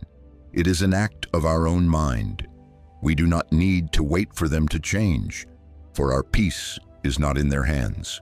Forgiveness is giving ourselves the chance to be free from the past. When we let go of resentment, our hearts become light. When we stop dwelling on others' faults, space opens within for joy to enter. A woman once betrayed said, "I cannot forgive. To forgive is to admit they were right." The monk replied, "Forgiving does not mean they were right. It means you no longer wish to suffer." His words moved her to tears. From then on, she practiced meditation and chanting, praying each day for peace in her heart. A year later, when she met her former partner, she smiled and said, "I have forgiven you because I want to live in peace." A short sentence, yet so powerful. Forgiveness is not for others because they deserve it, but for ourselves because we deserve peace. Forgiveness is also deep understanding of karma. Those who hurt us today are also bearing their own burdens. They act from ignorance, fear, and lack of love. When we see this, we no longer wish for revenge, only compassion. Compassion for one who has not yet seen the light. Forgiveness does not weaken us. It strengthens the heart, for only those who understand karma deeply can truly let go. Someone once asked, "Does forgiveness mean I no longer remember?" We still remember, but the memory no longer hurts. Like a healed scar, it remains visible, but no longer stings. Forgiveness does not erase the past. It changes the way we see it. When we look upon the past with understanding, what once caused pain becomes a lesson that helps us grow. Forgiveness is also a form of compassion. When we forgive others, we also learn to forgive ourselves. Sometimes people can forgive others more easily than they forgive themselves. We blame ourselves for old mistakes, for hurtful words, for choices that brought sorrow to loved ones. But the Buddha taught, no one can walk a new path while forever looking back at old footprints. Forgive yourself, for only then can you truly begin again. One story tells of a man harshly insulted who did not react. The offender asked, "Do you not feel humiliated?" He replied, "If I carry hatred in my heart, I suffer more than your words could ever cause." Such tolerance is the fruit of deep practice. When we realize that no one can truly harm us unless we allow them into our heart, we see that forgiveness is the path to freedom. Forgiveness is not a single act, but a process. Each day we let go a little, understand a little, love a little, until one day we realize the pain has already dissolved. We do not need to force ourselves to forget. When the heart is bright enough, suffering naturally turns into wisdom. Forgiveness is how we turn wounds into lotus flowers, blooming from mud, yet radiating purity. And when we learn to forgive, our hearts become as light as clouds. Those who once hurt us no longer hold power over us. They become simply a chapter in an old story we can tell with calm. Forgiveness is the final step of understanding and the first step of freedom. Only when the heart holds no hatred can we truly love again, others, life, and ourselves, with a liberated heart. One of the deepest roots of suffering is the desire to control everything. We want others to understand us, children to follow our will, work to go as planned, life to match our design. But the Buddha taught, all things are impermanent, all conditions change. Life does not follow anyone's wishes. The more we try to grasp, the more we tire. The more we cling, the more we lose. True happiness comes only when we learn to let go. not of life itself, but of our need to control it. People often think control is strength, but it is really a form of fear. We cling because we fear loss. We resist change because we fear the unknown. We build walls around our hearts because we fear pain. But the higher the walls, the farther we drift from the world, and the lonelier we become. When we let go, we stop fighting the current and learn to move with it, like a skilled swimmer who flows with the river instead of exhausting themselves against it. Someone once asked, "If I do not control things, won't everything fall apart?" The Buddha taught that letting go is not giving up. The wise still act, still strive, but without attachment to results. They give their best, then let conditions unfold. When causes and conditions are ripe, the fruit will ripen. If not yet, they smile and plant again. This is living in harmony with conditions, gentle yet steadfast, neither forcing nor neglecting. A mother who loves her child may wish for perfection, that the child studies well, behaves well, lives as she hopes. Yet the more she forces, the farther the child drifts. One day she hears a Dharma talk. Your child is not your possession. They come to you so you may learn to love without attachment. The words pierce her heart. From then on, she listens more, commands less. When she lets go of control, true love arises. The child changes, but the one freed first is the mother herself. Letting go of control is not indifference. It is trust in karma. We can only do our part. The rest belongs to causes and conditions. A seed needs soil, water, sunlight, and time to sprout. We can water and care for it, but we cannot order it to bloom today or tomorrow. Life is the same. Everything takes time. When we grow impatient, we rob conditions of their natural chance to unfold. In work, many people feel stressed because they want everything to be perfect. They believe that by maintaining tight control, they can avoid mistakes. But life is impermanent. Nothing is ever completely perfect. When we let go of excessive expectations, failure no longer defeats us. It becomes a lesson we can smile at. A wise person does not fear mistakes. They only fear not being mindful enough to learn from them. When we understand this, life becomes lighter. Letting go of control also means letting go of the need to make others be like us. We cannot command the wind to blow in our direction, nor can we make others think the way we do. Each person has their own karma, their own path, and their own lessons to learn. When we try to change them, we are interfering with their conditions. But when we accept them as they are, our hearts expand, and that peace itself becomes the energy that helps them change naturally. A Zen master once said, "Do not force a flower to bloom by pulling its petals. Water it, care for it, then step back." Oh, that is the wisdom of letting go. When we stop interfering too deeply, things naturally return to order. When we stop demanding others, relationships become lighter. When we stop trying too hard to achieve, what we seek arrives on its own. Letting go of control is learning to trust the working of causes and conditions. When we meet people, situations, or challenges, ask ourselves, what is this condition here to teach me? Some conditions bring joy, some bring pain, some teach patience, and some teach release. None are meaningless. When we understand this, we stop blaming the heavens or others. We see life as a flowing river.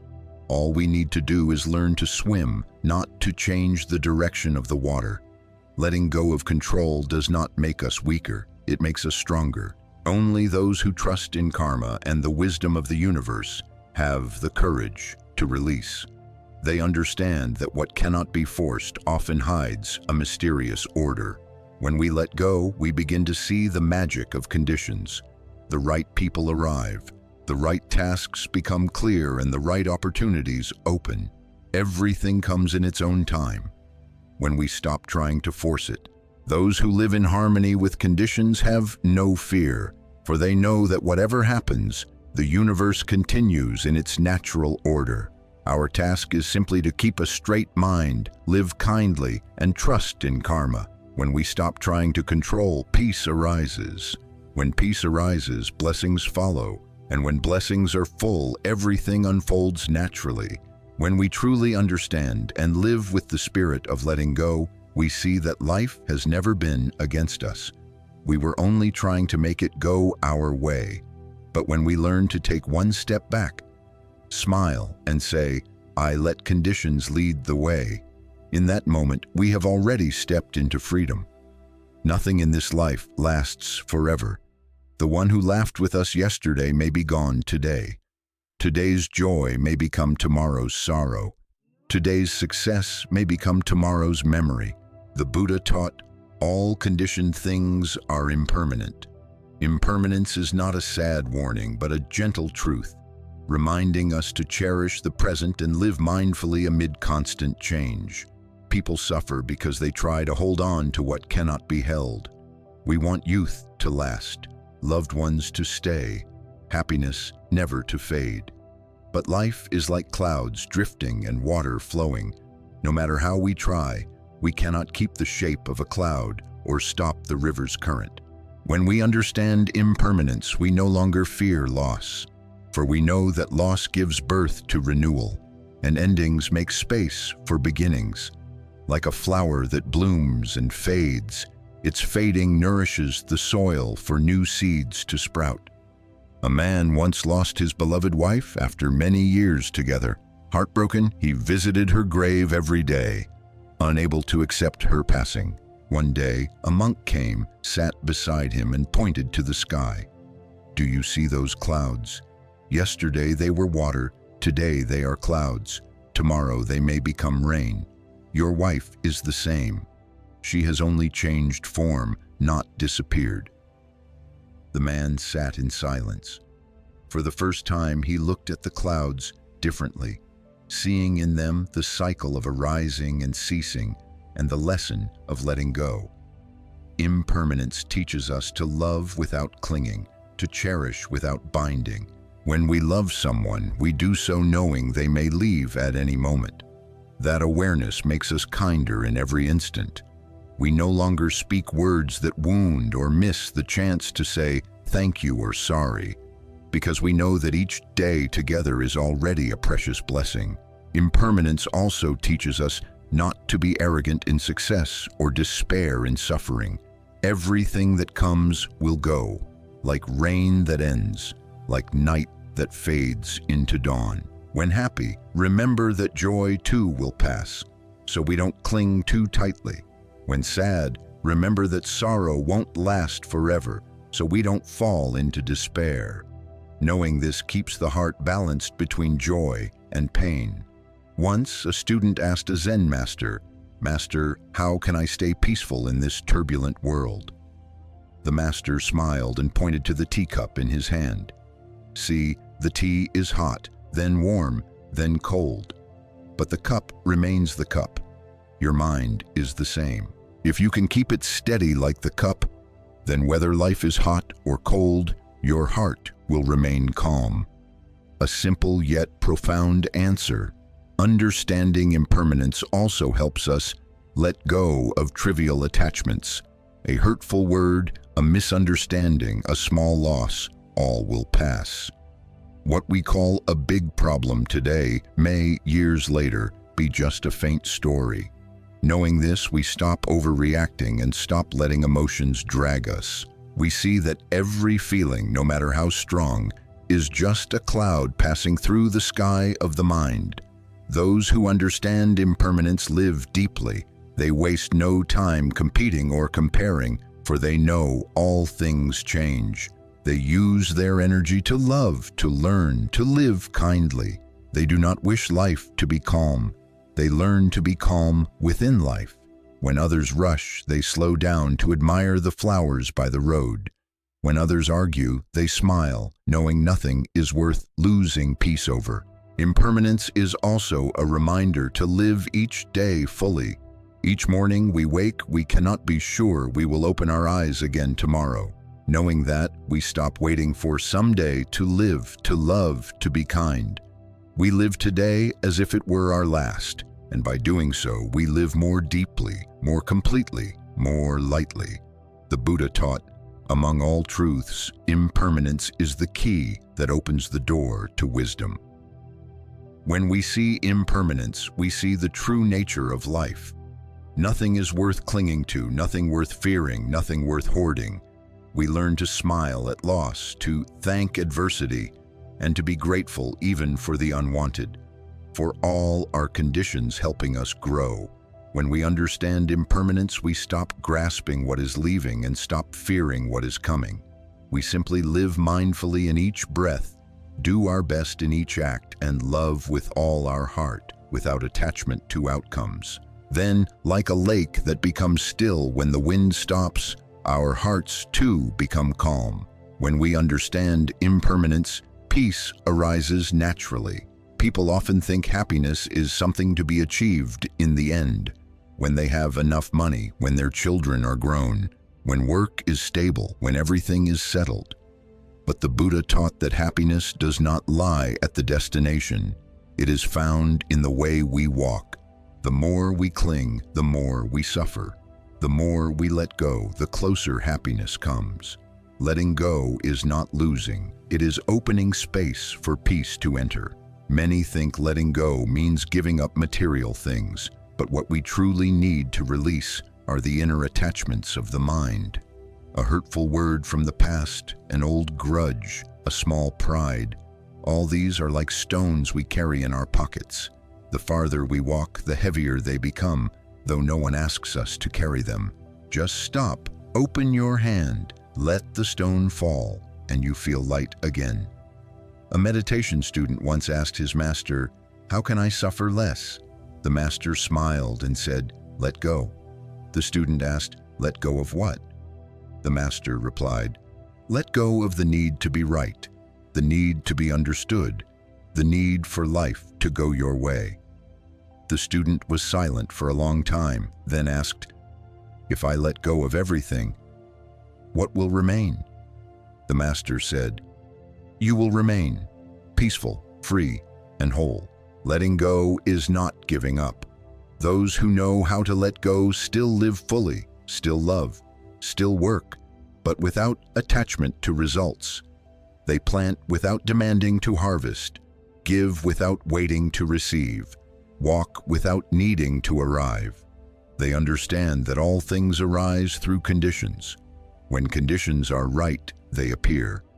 When conditions end, they pass. Forcing only brings pain. When we learn to let go, we stop chasing what is not ours, and what truly belongs to us will find its way back naturally. Many people make themselves suffer simply because they refuse to let go. They hold on to a relationship that has ended, a job that has lost its meaning, or a memory that cannot change. They believe holding on is love, but it is actually attachment. The Buddha taught, the unreal, the tighter you hold, the more it hurts. Letting go here does not mean abandoning others, but freeing both sides. When we stop clinging out of fear, love can breathe again. A man once said, "I lost everything when my wife left." But when asked deeper, he admitted, "It wasn't my wife I lost, but the image of the life I thought was happiness." What we usually grieve is not a person, but the illusion of happiness they represented. Once he understood that, his heart slowly calmed and he began to see everything as part of karma's unfolding. Eventually, he smiled when remembering the past, no longer with pain. That was the moment he truly let go. Letting go is also an act of faith. Faith that the universe never errs, that everything happens exactly when it should. We may not understand today why we lose something, but one day looking back, we will see that the loss helped us grow. Some lose a job only to find their true calling. Some lose love only to learn self-love. When we trust in the order of conditions, our hearts resist less and life becomes gentler. Letting go is also the art of living in the present. We stop letting the mind be pulled into the past or pushed into the future. When washing dishes, just wash. When eating, just eat. When walking, just walk.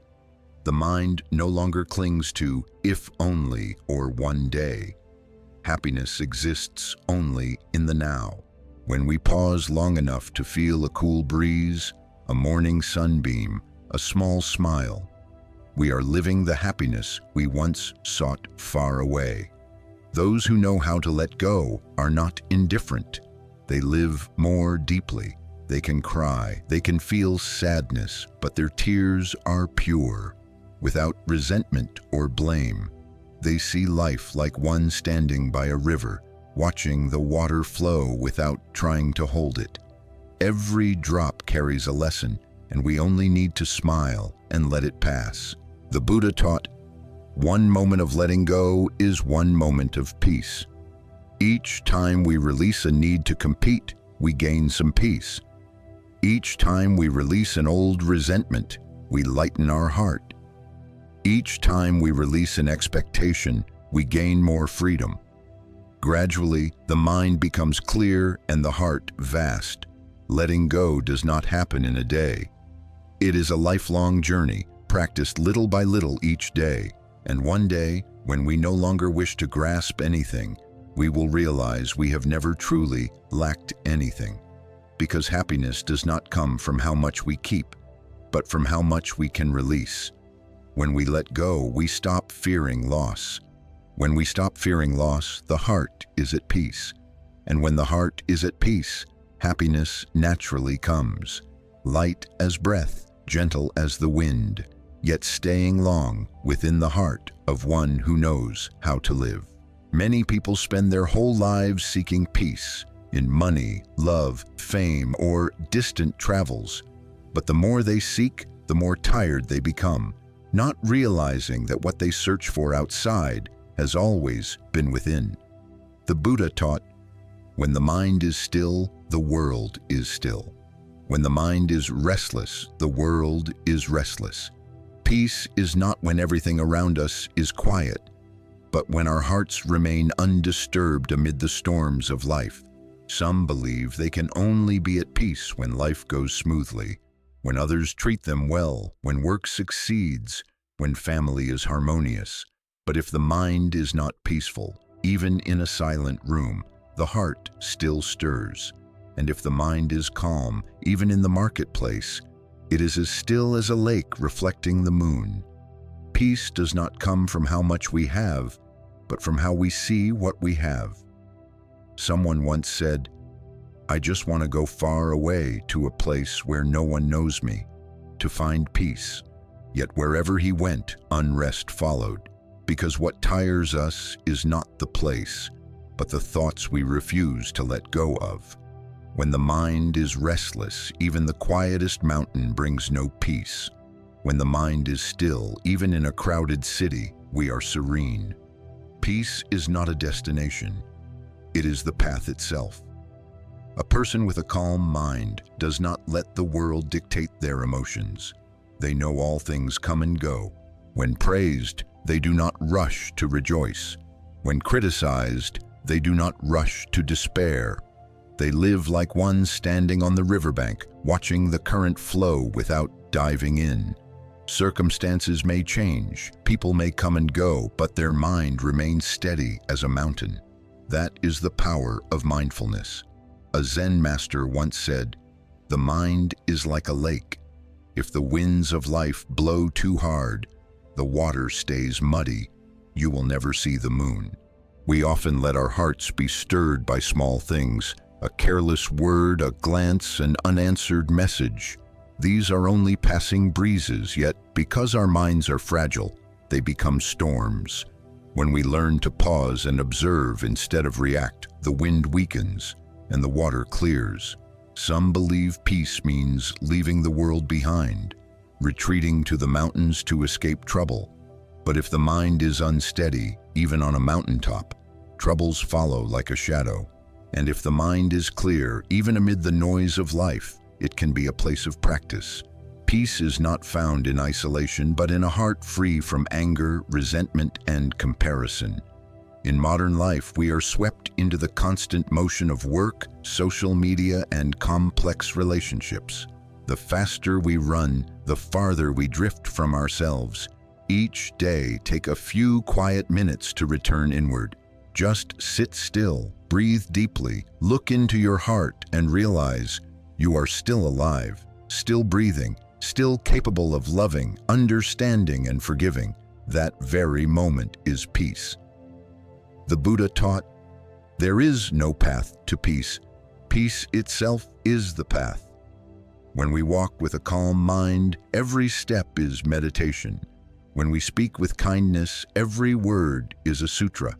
When we view life with eyes of understanding and compassion, every scene becomes beautiful. Peace does not come from external conditions, but from inner attitude. Try looking deeply into yourself. When you compare less, you feel lighter. When you resent less, you feel happier. When you control less, you feel freer. And when you know contentment, you see life as a miracle. Peace is not found in perfection, but in acceptance. Accepting that everything is as it is. When we stop wishing life were different, we finally rest in this very moment. Ultimately, peace is not a gift given by others, but something we give ourselves. Just pause amid the rush of life, smile gently, and whisper, I am still here and I am enough. At that moment, peace blossoms within. Not something to seek, not something to wait for, only something to recognize. In today's world, everything moves too fast. People eat fast, talk fast, work fast, love fast, and even hurry through their sadness. Every day we are pushed forward by countless tasks to do, news to read, goals to reach. We think we must run faster to keep up with life, not realizing that the faster we run, the farther we go from ourselves. The Buddha taught, when walking, know you are walking. When sitting, know you are sitting. When eating, know you are eating. Simply by slowing down and being mindful in small acts, life becomes gentler. Living slowly does not mean laziness or delay, but truly being present in each moment. When we do something, our mind is there. When we drink tea, we feel the aroma, the warmth, and the flow down the throat. When we talk to someone, we look at them fully, without distraction from phones or other thoughts.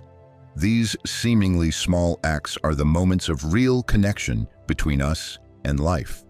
Those who live in haste are often haunted by results. They fear they haven't done enough, aren't good enough, aren't fast enough.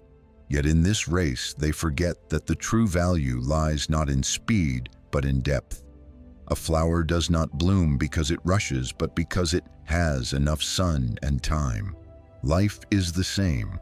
What is beautiful must be nurtured with patience and stillness. A student once asked a Zen master, life feels too rushed. How can I live slowly amid such pace? The master smiled. You don't need to slow everything down, just slow your mind. A short but profound answer. True slowness is not in the speed of action, but in the mindfulness of heart. You can walk through a crowded street, yet keep your breath soft and your smile calm. You can work under pressure, yet not let worry sweep you away. Living slowly is also how we see ourselves more clearly. When we pause, we hear our inner voice, something we often miss in the world's noise. We see what truly brings us joy, what hurts us, what to let go, and what to keep. Living slowly is a chance to organize the soul so that life is not only long, but also deep. Some say, if I slow down, I'll be left behind. But if you keep running without knowing where, even reaching the finish will only bring emptiness. Slowing down does not make us fall behind. It helps us find the right direction. When the mind is calm, our actions are wise. When we are not swept by haste, we make fewer mistakes. Often what we need is not to run faster, but to stop and see clearly the road beneath our feet. Living slowly also helps us love others more. When we are not in a rush, we have time to listen. When we are not impatient, we can understand. When we are not chasing expectations, we can accept ourselves and others as they are. A gentle word, a kind look, a small gesture, that alone can make a day warm. And this is something only those who live slowly can truly feel. In Buddhism, living slowly means living mindfully. Every step is meditation. Every breath is meditation. When eating, know you are eating. When breathing, know you are breathing. That is the present moment, where there is no past regret, no future fear. There is only you, life, and the serenity of breath. Try living slowly for one day. Turn off your phone for a while. Walk slower, eat slower, speak less. Listen to birds, feel the morning sun, smile at a stranger. You will be surprised to find that happiness lies not in grand things, but in these simple moments. Living slowly is an art and also a courage, because in a hurried world, stopping is an act of self-understanding. When we stop, we see the truth of life, that nothing is worth fighting over, nothing needs rushing. From there, we move forward, not in haste, but in peace, not with worry, but with clarity, not with fear, but with love. And when we learn to live slowly, life becomes gentler, people kinder, hearts lighter.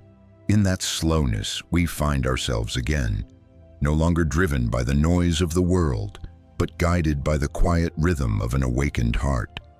In an age surrounded by material things, technology, and endless choices, simple living seems almost like a luxury. We buy more, own more, know more, yet find less peace.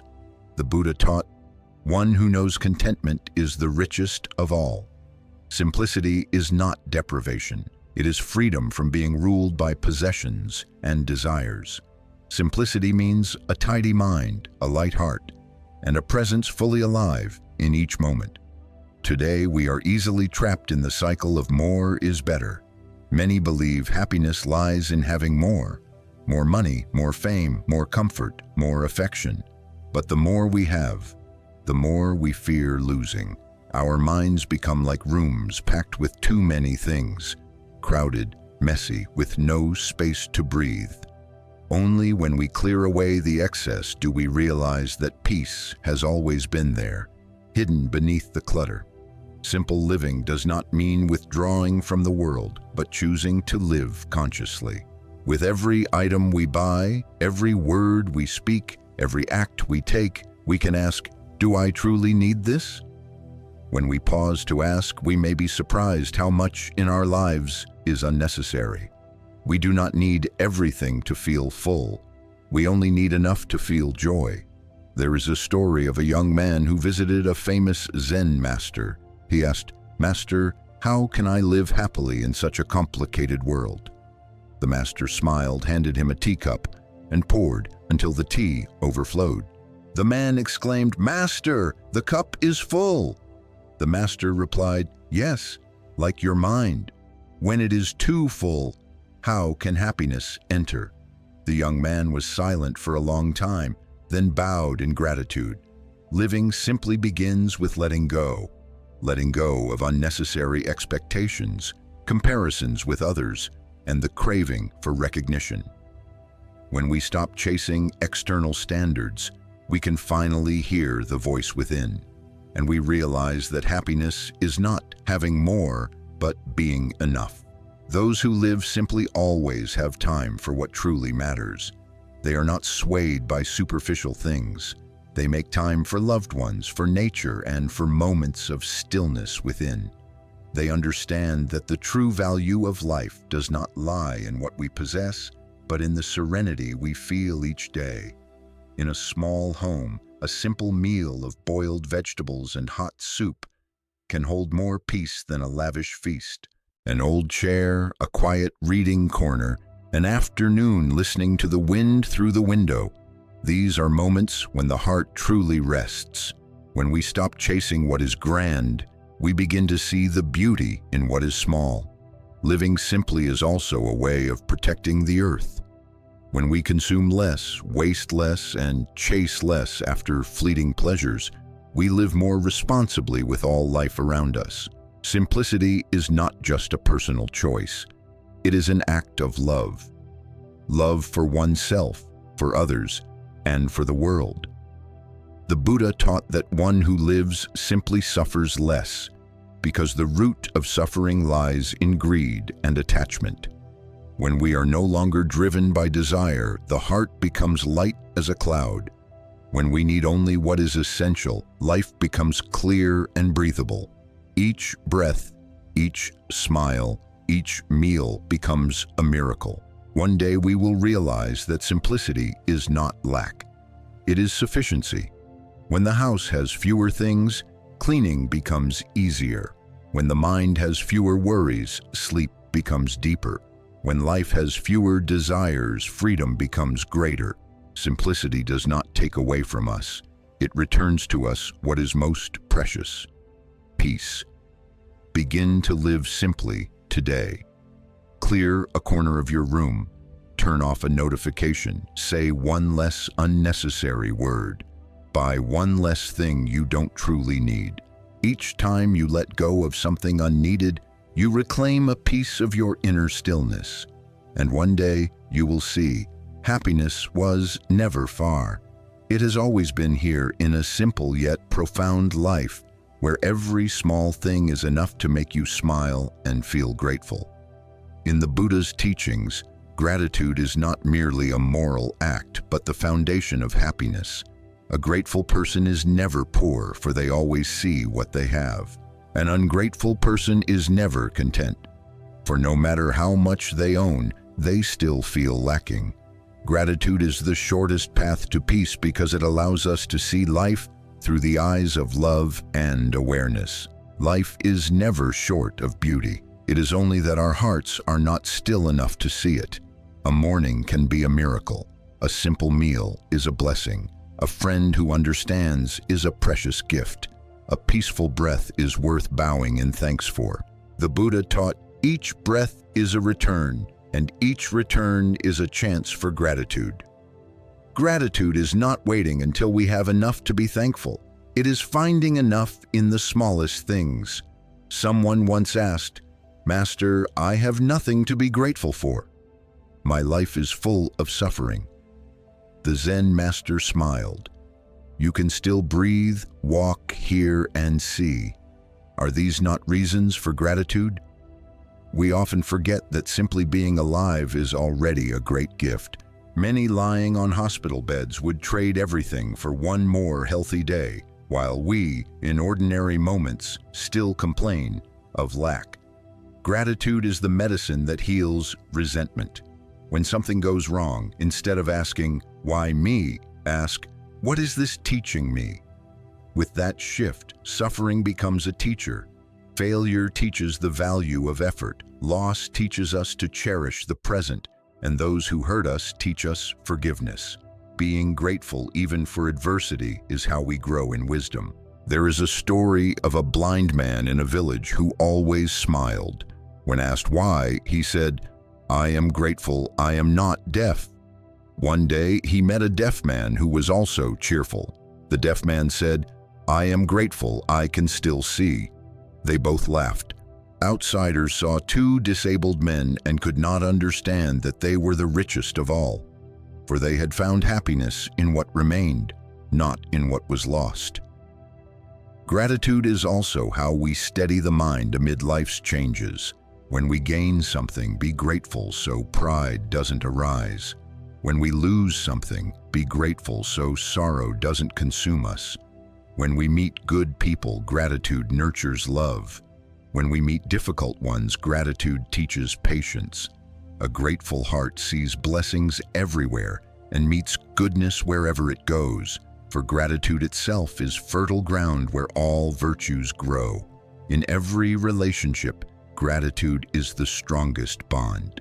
When we are grateful for those beside us, we stop demanding perfection.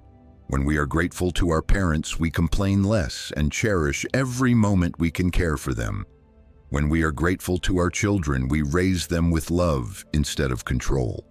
Gratitude not only makes others happy, but warms our own hearts. Each morning, instead of reaching for your phone, smile softly and whisper, "Thank you for another day of life." When eating, thank the earth and the hands that made the meal. When working, be grateful even when tired. When meeting a difficult person, be thankful for the chance to practice patience. Each day lived in gratitude is a day you are planting blessings. The Buddha taught, "A grateful heart is the soil where all goodness grows." When gratitude fills us, there is no room for resentment.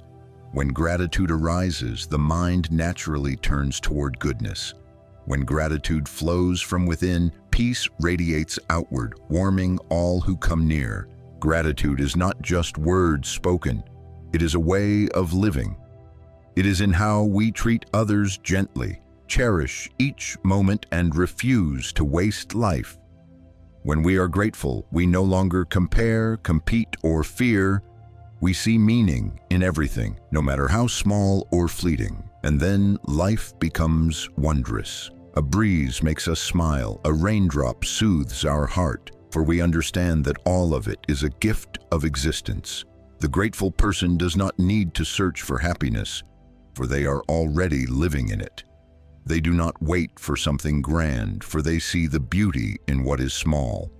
When we practice gratitude daily, the world around us begins to change, not because life becomes easier, but because our hearts have learned to see through the light of love and mindfulness. In a world where everyone wants to speak, to express, to prove themselves right, silence becomes a rare strength. Silence is not weakness, but an expression of wisdom and compassion. The Buddha taught, "One who knows when to be silent is one with wisdom." When words can wound, when arguments only deepen resentment, silence is the way to preserve peace for both sides. We often mistake silence for inaction, but within silence lies immense transformative power. A single word can push someone into suffering, yet one moment of silence can save a relationship. Silence is not avoidance. It is choosing to pause and see our own mind clearly before reacting. In silence, we have time to look deeply, to understand, and to act with wisdom instead of emotion. There is a story of a disciple who was insulted publicly. Anger rose in him, and his face turned red as he prepared to respond. But his master gently said, "If someone offers you a gift and you do not accept it, to whom does it belong?" The disciple replied, "To the giver." The master smiled. "So too, if you do not accept the insult, it remains with the one who gave it." The disciple fell silent. Sometimes what we need is not a clever reply, but the silence of understanding. Silence is also a way of listening.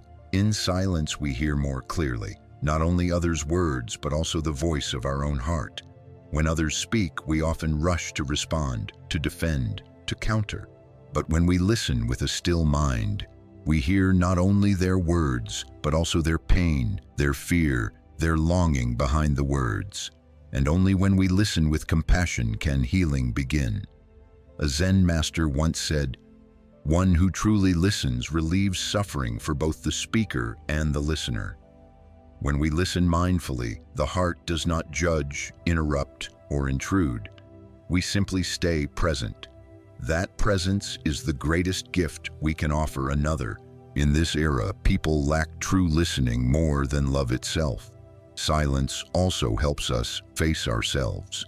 When we sit still, doing nothing, saying nothing, we begin to hear the whispers of our own mind.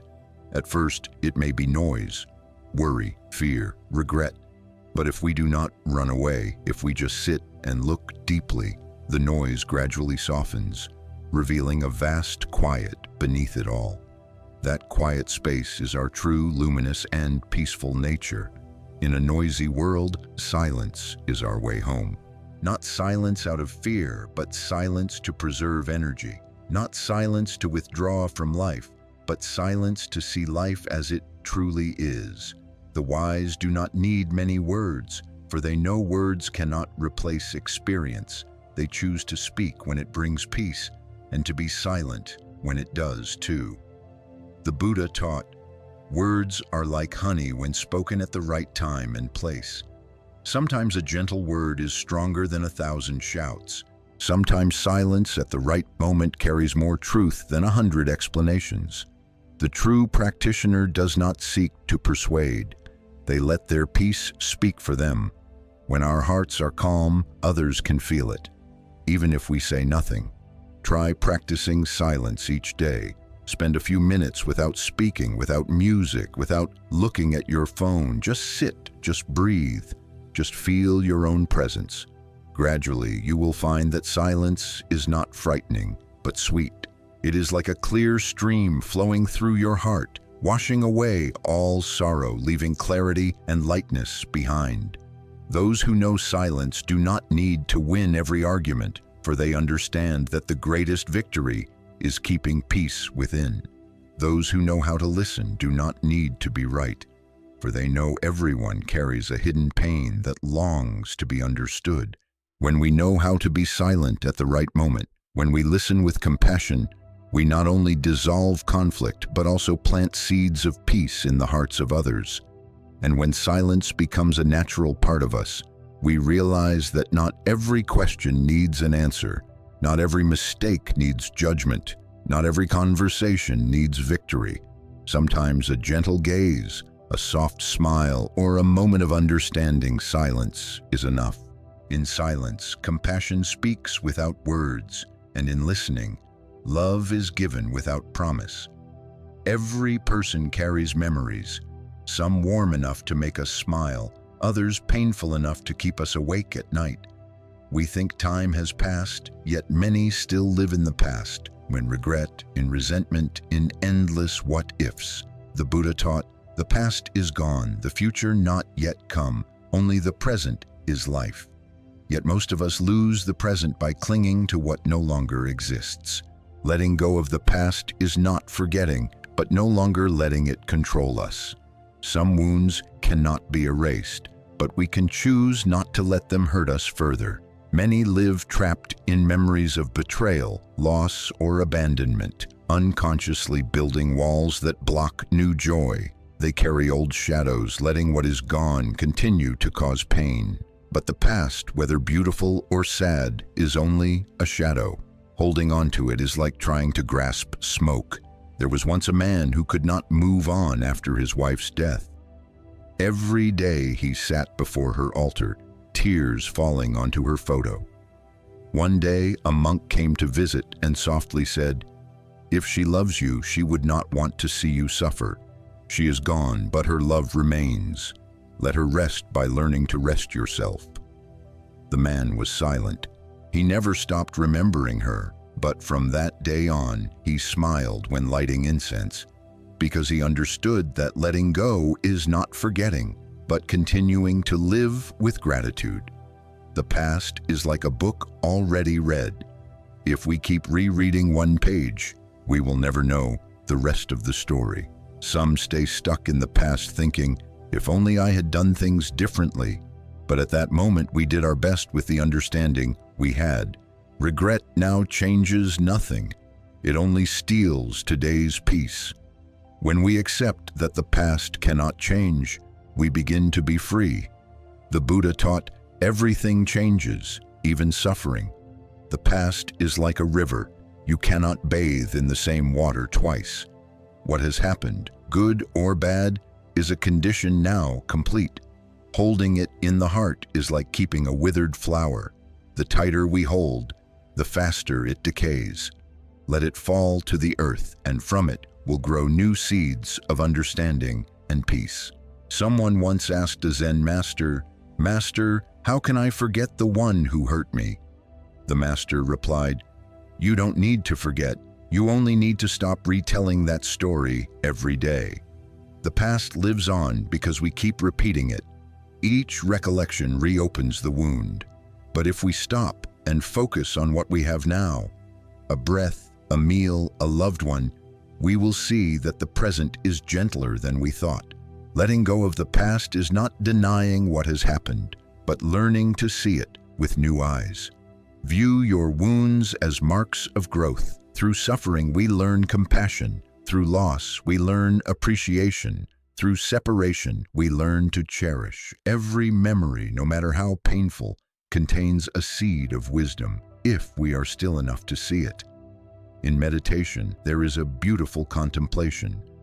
Breathing in, I am aware that the past is gone. Breathing out, I smile to the present. When we breathe this way each day, the ropes of attachment slowly loosen. We are no longer haunted by mistakes, regrets, or things that cannot return. We are left with only one thing: the life unfolding right now. One who can let go of the past is not heartless, but one who understands karma deeply. They know everything that has passed is a lesson. Nothing is meaningless, not even pain. When we stop blaming ourselves and stop blaming life, the heart expands, and in that space, the light of serenity shines. Look back on your past with gratitude. Be thankful for those who loved you, for they let you feel love. Be thankful for those who left, for they taught you letting go. Be thankful for failures, for they taught you patience. Be thankful even for your wounds, for they made you deeper. When we are grateful even for what has passed, we are no longer bound by it. And one day, when we truly release the past, we will feel light as a cloud. No longer haunted by what is lost or afraid of pain repeating, we will see the present with clear eyes, free from yesterday's pull and tomorrow's push. There is only this moment, simple, peaceful, and full of life. In life, many are weary not because it is too hard, but because they insist everything must go their way. They want others to change, things to follow plan, life to be free of obstacles. But the Buddha taught, life does not follow our wishes, and that is how we learn to grow. When we stop fighting the current, we begin to see that every adversity is a lesson meant to help us mature. Those who have not understood the Dharma think happiness lies in making everything agreeable. Those who have understood know that happiness comes from flowing with conditions, neither forcing nor resisting, but moving with calm awareness, like a wise boatman who uses the current to move forward instead of exhausting himself fighting it. Someone once asked, "If I don't resist, won't life sweep me away?" The Buddha taught that going with the flow is not surrender, but understanding the law of causes and conditions, and acting with clarity. When challenges arise, we do not complain or blame. We observe to understand why this condition has come. Once understood, we act rightly, then let go of the outcome. That is true strength, the strength of one not ruled by circumstance. A woman once said, "I suffer because nothing in life happens as I wish." The monk smiled. "If life always pleased you, what would you learn?" She was silent for a long time. Indeed, without adversity, we never grow. It is the unwanted moments that make us look inward, learn patience, compassion, and letting go. Life is not here to please us, but to teach us to love, understand, and accept. When we are young, we think we can control everything. But as we go on, we see most things are beyond our reach. We cannot make someone love us, cannot hold one who wishes to leave, cannot avoid loss, sickness, or change. When we accept this, fear dissolves, for fear is born only from resisting the inevitable. In the Dhammapada, the Buddha taught, "As a solid rock is not shaken by the wind, so the wise are not moved by praise or blame." To go with life means to stand steady amid praise and criticism, gain and loss, success and failure. We neither give up nor struggle blindly. We understand that all things arise from cause and effect, and our task is simply to plant good seeds. The fruit will come when conditions are right. There was a Zen master who loved watching the rain. When asked, "Aren't you worried the rain will flood the roads and make travel hard?" he replied, "Rain is the sky's business. I only need to keep my heart from flooding." That is the essence of living in harmony with life.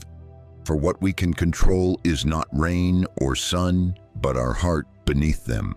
When we fight life, we create suffering. When we flow with life, we create peace. Flowing does not mean passive acceptance, but seeing through the eyes of cause and effect. When criticized, we learn humility. When misunderstood, we learn tolerance. When losing, we learn impermanence. When meeting those unlike us, we learn patience. Every difficulty hides a jewel of wisdom, if we are calm enough to see it. Someone once said, "Every wave brings you closer to shore if you know how to ride it." Waves don't come to drown us, but to teach us balance. Likewise, adversity doesn't come to harm us, but to make us strong, flexible, and self-aware. When the mind stops resisting, suffering loses its grip. One who lives in harmony smiles even at what displeases them. They do not need perfection to be happy, for they understand joy and sorrow depend not on conditions, but on perception. When things go well, they are grateful. When things go wrong, they are also grateful, knowing that hidden within difficulty lies a good seed. Living in harmony means flowing with life without being swept away. It means knowing when to move forward, when to pause, and when to let go. It means understanding that each moment, whether joy or sorrow, is part of the path to awakening. And when we walk with a peaceful heart, all turbulence softens, because life is no longer an enemy to fight, but a gentle teacher, helping us grow. Finally, when we understand this deeply, we stop asking, "Why does life treat me this way?" and start smiling, saying, "Thank you, life, for giving me this lesson." Then suffering is no longer an enemy, but a path back to true serenity. In the Buddha's teaching, non-self is one of the deepest truths. To understand non-self is to be freed from most suffering. For all afflictions, from jealousy and anger to fear and attachment, arise from the idea of I. The Buddha taught, there is no separate self. This body, this mind, are but combinations of many conditions. When we see this clearly, we live lightly as clouds, no longer wounded by praise or blame, nor shaken by the ups and downs of life. The so-called self is only a concept formed from the body, emotions, thoughts, memories, and experiences.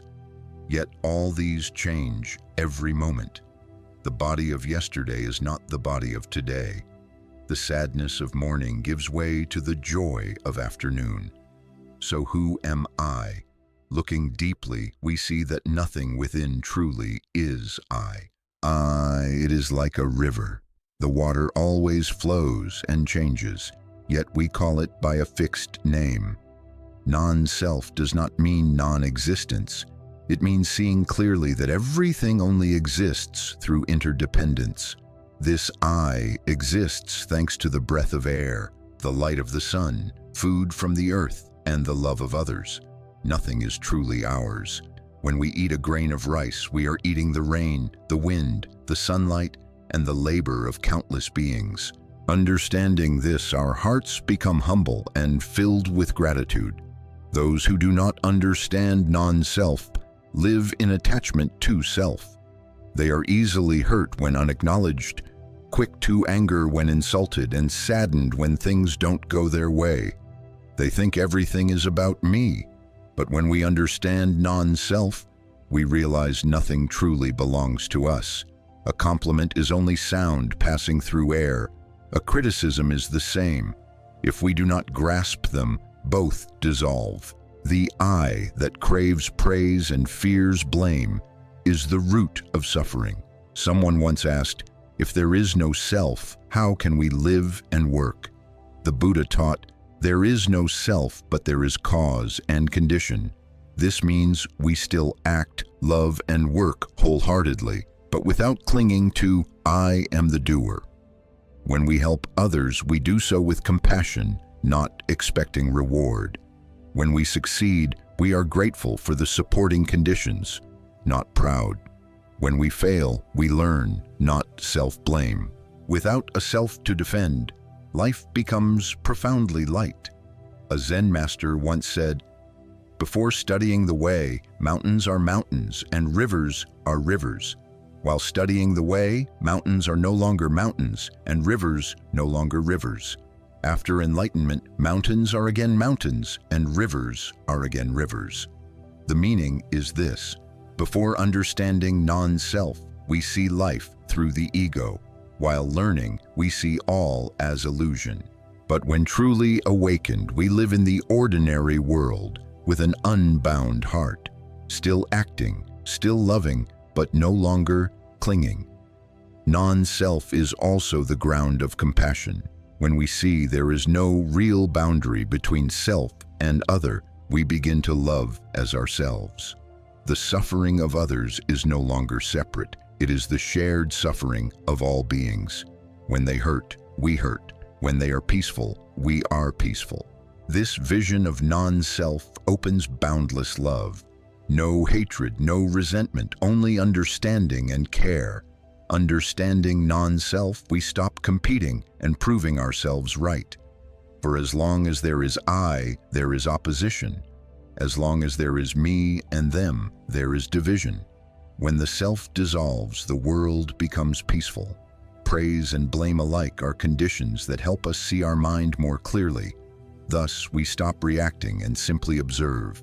Living with the view of non-self, fear loses its hold. Fear of losing status, being forgotten, failing, or being hurt. All these fears belong to the I.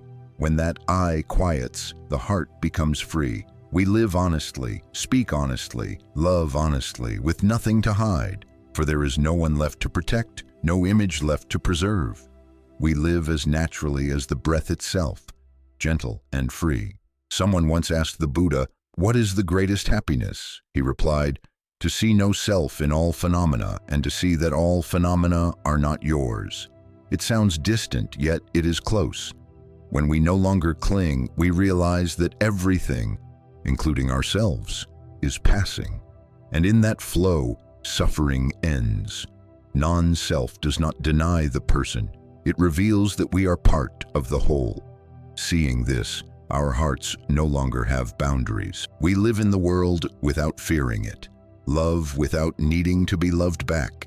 Give without feeling loss. And when the self dissolves, what remains is vast love, radiant wisdom, and limitless freedom. A freedom not given from outside, but born within the selfless heart. Every human being fears suffering. From birth, we strive to escape it, seeking wealth, fame, love, or pleasures to fill the void. But the more we run, the more exhausted we become, for suffering is not outside us. It lies in a mind that has not understood itself. The Buddha taught, suffering is a teacher, not an enemy. Only when we stop and face it can we understand and transcend it. Suffering is not punishment. It is an awakening bell. Without it, we would remain lost in illusion. Suffering makes us stop, reflect, and return. One who loses a loved one realizes impermanence. One who is betrayed learns letting go. One who fails sees that happiness is not in success. Through suffering, we grow in understanding. Through suffering, our hearts become softer, deeper, and more compassionate. The Buddha did not teach us to avoid suffering, but to recognize and transform it. When angry, do not run from anger. Breathe and look deeply into it. When sad, do not reject sadness. Sit quietly and see its roots. Every emotion carries a message. Anger may hide fear. Sadness may cry for understanding. When we see the roots of suffering, it dissolves, just as darkness vanishes when light is lit. Once a man came to the Buddha, lamenting that his life was full of suffering. The Buddha asked, "Have you ever known joy?" The man replied, "Yes, but it never lasts." The Buddha smiled, "Because you cling to joy, when it passes, you suffer. If you don't cling, where is suffering?" Joy and sorrow are two sides of one flow. When we cling to neither, both become light. Suffering grows only when we resist it. When we say, "I don't want to suffer," we double our pain. enduring both the event and our resistance. But when we accept, this is suffering, it is here, and I breathe with it, suffering becomes part of life's natural rhythm. It ceases to be an enemy and becomes a companion guiding us back to ourselves. The wise do not seek to eliminate suffering, but to use it as a path to understanding and love. They know no one escapes it, but everyone can transform it. Just as the lotus blooms only in muddy water, wisdom blooms only through pain. When we see this, suffering no longer frightens us, for behind every pain lies a hidden lesson.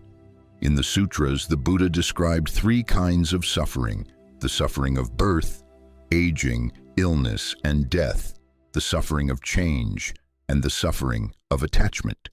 We cannot escape birth, aging, sickness, or death.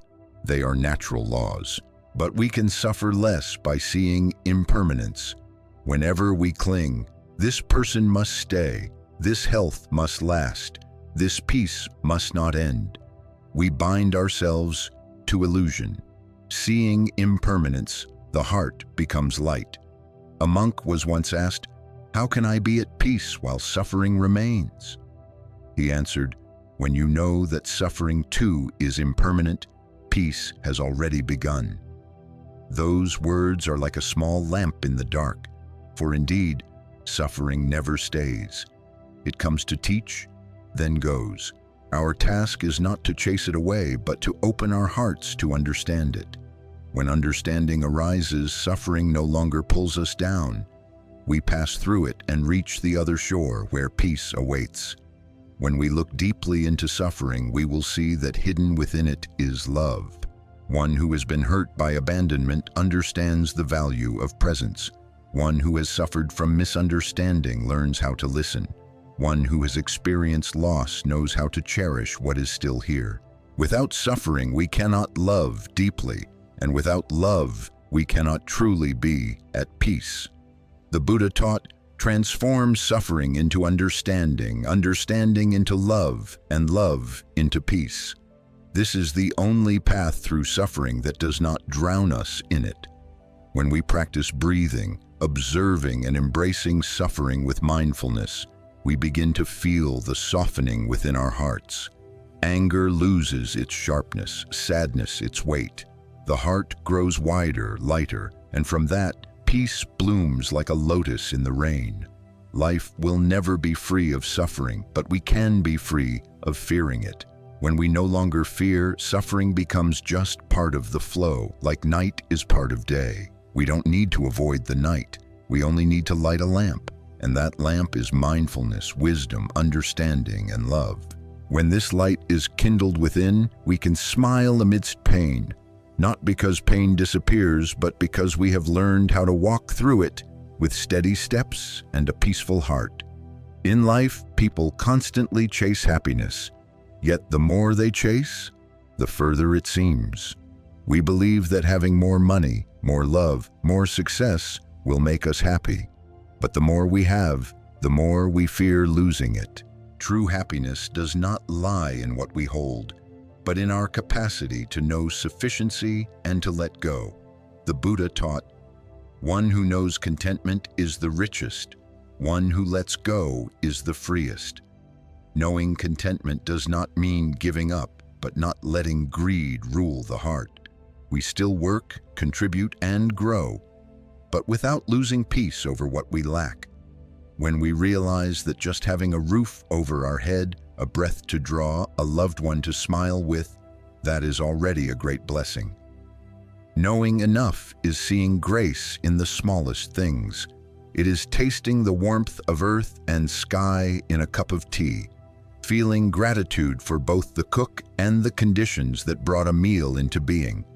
Many people live their whole lives feeling incomplete because their minds never rest. When they have one house, they want a bigger one. When they have love, they want it to be perfect. When they succeed, they fear being outdone. Comparison keeps the mind restless. The Buddha taught, one thirsty in the desert grows thirstier drinking salt water. Likewise, one led by craving grows emptier with every gain, never learning to stop. A disciple once asked a Zen master, "Master, I have practiced for years, yet I still do not feel peace."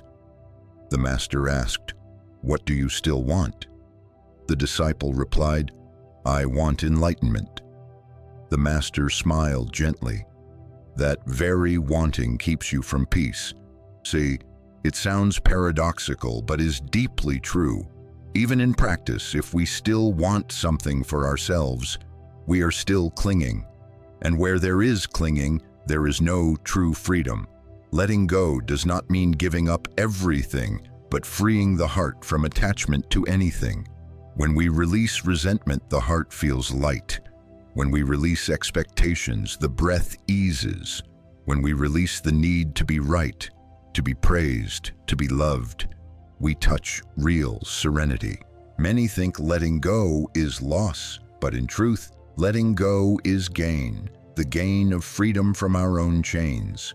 A monk once shared, a man came to him saying, "Master, I am so tired. I keep holding on to everything, yet I still suffer."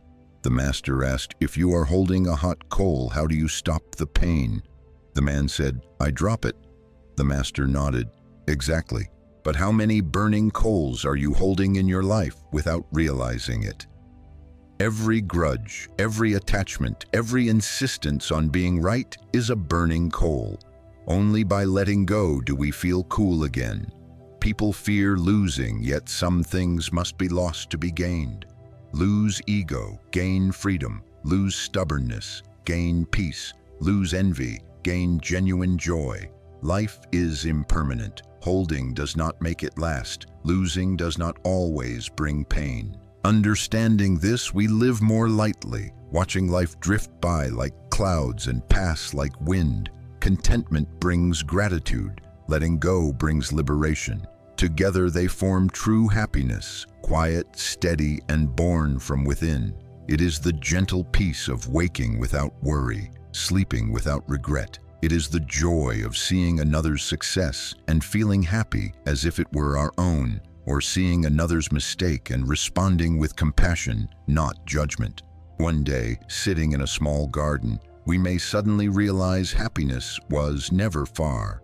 It lives in the rustle of leaves, the sunlight on the ground, the gentle laughter beside us.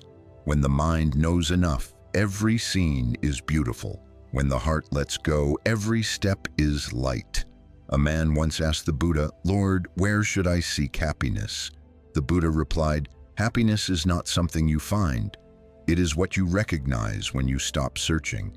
So, stop to see that you are breathing, alive, loved, learning and growing.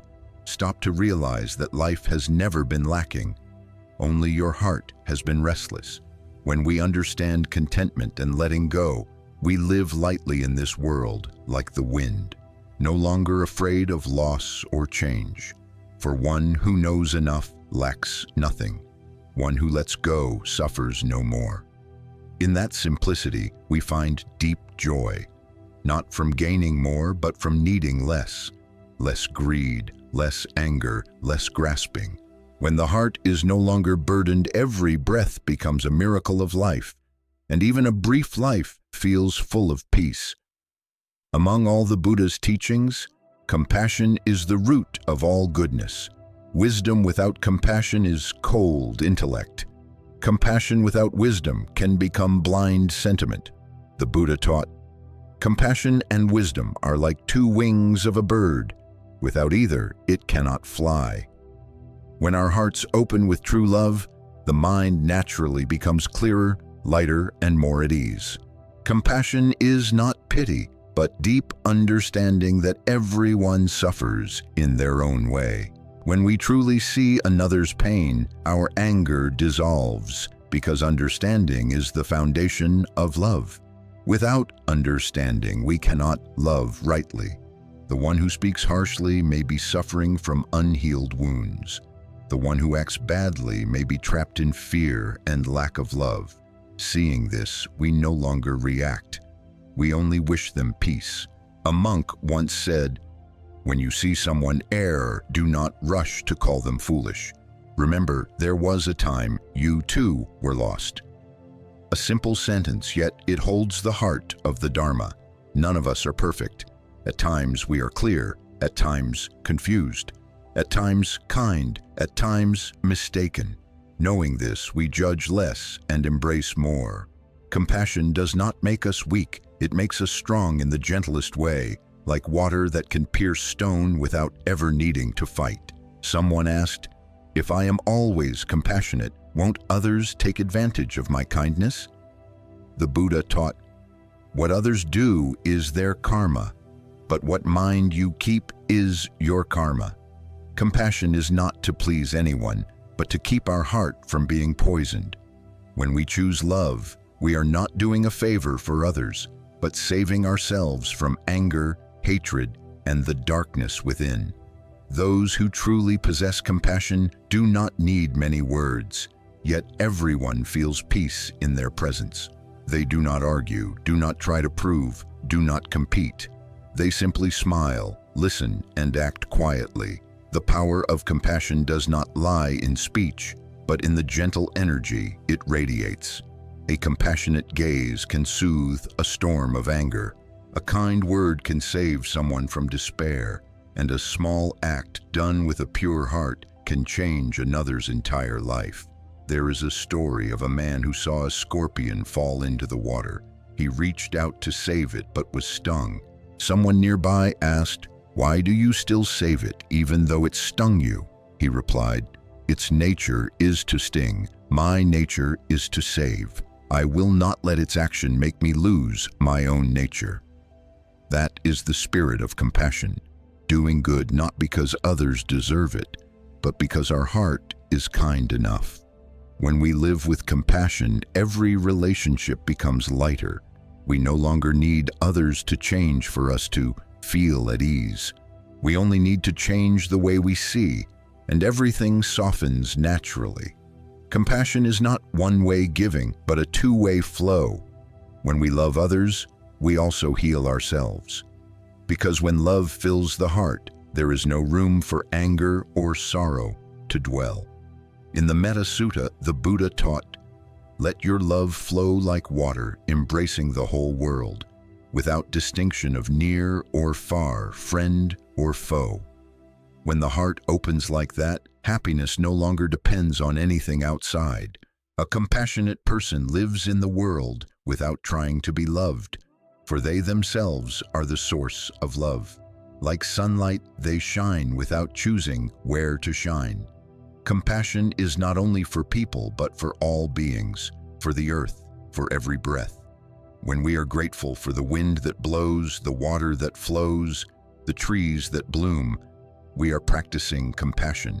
For gratitude is the deepest form of love. One with compassion sees causes and conditions everywhere, seeing that all beings are walking together on the path toward peace. Compassion is not something to be created, but the original nature within everyone. Yet anger, fear, and selfishness have covered it like dust. When we meditate, when we listen, when we pause and breathe deeply, we are wiping the dust from our heart. And one day, when that dust fades, we will see within us a gentle light that has never gone out. That light is compassion. Living with compassion, we no longer need to chase happiness. Happiness is when we ease someone's pain, when we speak a word that warms another's heart, when we forgive those who once hurt us. Compassion is the shortest path to enlightenment, for one who knows love has seen deeply into life. When we know love, we know gratitude. When we know gratitude, we know how to live.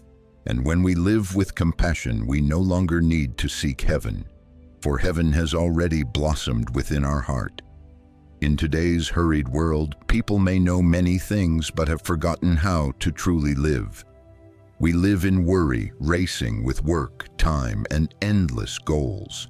Each day we inhale and exhale thousands of times, yet rarely do we know we are breathing. The Buddha taught, "Breathe in mindfulness, for breath is the bridge between body and mind." When we become aware of our breath, the mind immediately returns to the present, and in that moment, peace arises. Mindfulness is not distant or mysterious. It is simply the ability to be fully present in this very moment. When eating, just know you are eating. When walking, just know you are walking. When listening, just know you are listening. But because the mind always runs to the past or worries about the future, we lose the present, the only place where life truly exists. One who lives without mindfulness is like a traveler carrying a treasure without knowing it. A Zen master once said, "One who knows how to breathe knows how to live." Breathing in mindfulness is the simplest yet deepest meditation. Each breath is a step back to oneself. When we inhale, knowing we are inhaling. When we exhale, knowing we are exhaling. Just that, and the mind becomes calm. In the midst of anger, if we pause and breathe, the fire softens.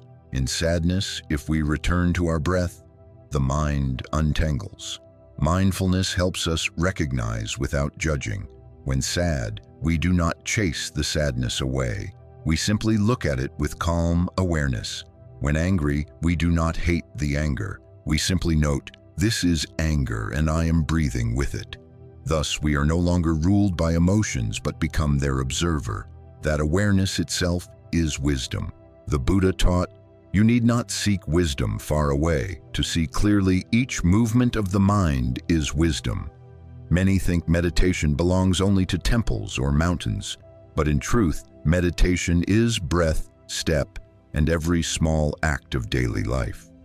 When we wash dishes, knowing we are washing dishes, not thinking of tomorrow's work, that is meditation. When we drink tea, aware of its fragrance touching our lips, that is meditation. When we smile at someone and feel joy spreading within, that too is meditation. Meditation is not apart from life. It is the way we live peacefully amid life. Mindfulness is also the key to nurturing love and understanding. When we listen mindfully, we hear not only with the ears but with the heart. We listen without judgment, without preparing a reply, simply being fully present. That presence is the greatest gift we can offer others. One who suffers does not need advice. They need a heart that truly listens. In work, mindfulness helps us see clearly and focus deeply. When the mind is not scattered by countless thoughts, we do less but achieve more. In family, mindfulness helps us pause before speaking words that might hurt. In life, mindfulness helps us notice the small joys we used to overlook. The birds at dawn, the scent of earth after rain, the smile of a loved one. Once, a layperson asked the Buddha, "How can I live in the marketplace yet keep a mind like in the monastery?" The Buddha replied, "Carry the monastery in your heart." When the heart holds mindfulness, anywhere is a meditation hall. We can sit in noise yet remain quiet inside. We can work amidst chaos yet stay peaceful with each breath. Mindfulness is not only a way of living but the art of awakening. When the mind is awake, we see everything clearly, like a mirror, seeing others' suffering, seeing our own haste, seeing the desires pulling us along. And in that clear seeing, we are no longer swept away. Wisdom blossoms from that very clarity, not from learning much, but from living deeply in each moment. If every morning we spend a few minutes just breathing and smiling, our mind will stay calm the whole day. If every time we get angry, we pause and take 3 deep breaths, we will have prevented countless unwholesome actions. If every evening we reflect on the day with gratitude, we will realize how far we have traveled on the path of peace. When mindfulness becomes as natural as breathing, life, no matter how simple, is full of meaning. We no longer need to escape the world because we have learned how to live in it without being swept away by it. Like the lotus that blooms from mud without being tainted, one who lives mindfully still radiates fragrance amid the storms of life. And when every breath becomes a step of meditation, every smile a word of gratitude, we will see that peace has never been far. It is right here in every moment we truly live. When one enters the path of practice, they do not abandon the world, but learn to live within it while keeping their heart pure. The Buddha never taught us to flee from life. He taught us to see life clearly so that it no longer pulls us away. The awakened one is not the one who leaves the world, but the one who understands how it works and lives in harmony with it, without resistance, attachment, or delusion. Amid a busy life, awareness is the lamp that lights the way. When our mind is mindful, we clearly see every thought as it arises.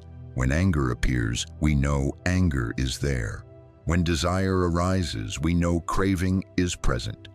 That very awareness is the first step to freedom. Without awareness, emotions control us without our knowing. But once we see them, we are already halfway free. The awakened do not live in the ignorance of I want, I need, I must have. They understand that everything comes and goes, that every favorable or unfavorable event is due to conditions.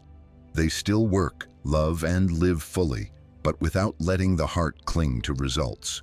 Like a person steering a boat in a rushing river, not stopping, not escaping, just moving gracefully with the current, keeping the rudder steady with a peaceful mind. Someone asked, "How can I live in the world without suffering?" The Buddha smiled. "It is not the world that makes you suffer, but the way you see it." When we look through the eyes of ignorance, we see others as the cause of our pain. But when we look through the eyes of wisdom, we see that suffering arises from a heart that does not yet understand or let go. The world does not change, only our mind does. And when the mind changes, the world changes too. The mindful person knows that every moment is an opportunity to practice. When washing dishes, they wash with awareness. When speaking, they listen with compassion. When working, they act with calm and clarity. They need not go to a mountain or retreat, for any place can be a sanctuary when the mind is present. Awareness does not distance us from the world. It makes us love it more deeply. When we understand impermanence, we cherish every moment. When we understand karma, we live more responsibly. When we understand suffering, we stop judging those who err and wish instead to help them see the way. And when we understand non-self, we know that our happiness cannot be separated from the happiness of others. The Buddha taught, "The mind is like water. When clear, it reflects the moon." When our mind is no longer stirred by anger, greed, or fear, we see all things as clearly as the moon reflected in a still lake. Awareness is the ability to keep that water calm, even while the winds of life keep blowing. The awakened do not seek happiness in the future nor cling to the past. They live fully in each breath, each step, each smile. They know that happiness lies not in where we arrive, but in how we walk. Every mindful step is a step home. Every peaceful breath is a reunion with the self. And when we live with such a mind, everything in life, whether making tea, sweeping the floor, or smiling at a stranger, becomes meditation. Life is no longer a series of days to rush through, but a miraculous flow to experience deeply. The awakened do not wait for peace to come, because they already see peace present in this very moment. One day, when people understand that peace is not found elsewhere, that to be still, to look deeply, and to smile is enough, they will have touched the source of awakening. Awareness does not change the world, but it changes us.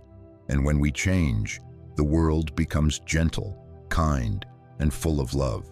Therefore, the path of awakening is not a journey to become someone else, but a journey back to who we truly are, where the mind is clear as water, wisdom bright as the moon, and heart vast as the sky. Then, even amid a turbulent world, we remain free, serene, and smiling like the Buddha, who walked through suffering yet never left compassion. Thank you for listening until the very end. If today's teachings of the Buddha have brought you peace, understanding, or even just a moment of stillness amid the rush of life, let that energy spread by clicking like and subscribing to Dharma in Motion.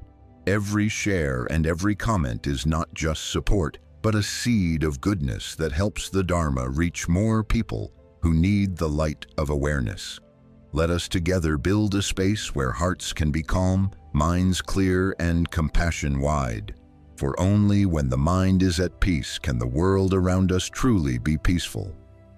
See you again on the next journey with Dharma in Motion, where we slow down, listen deeply, and live more mindfully with each breath.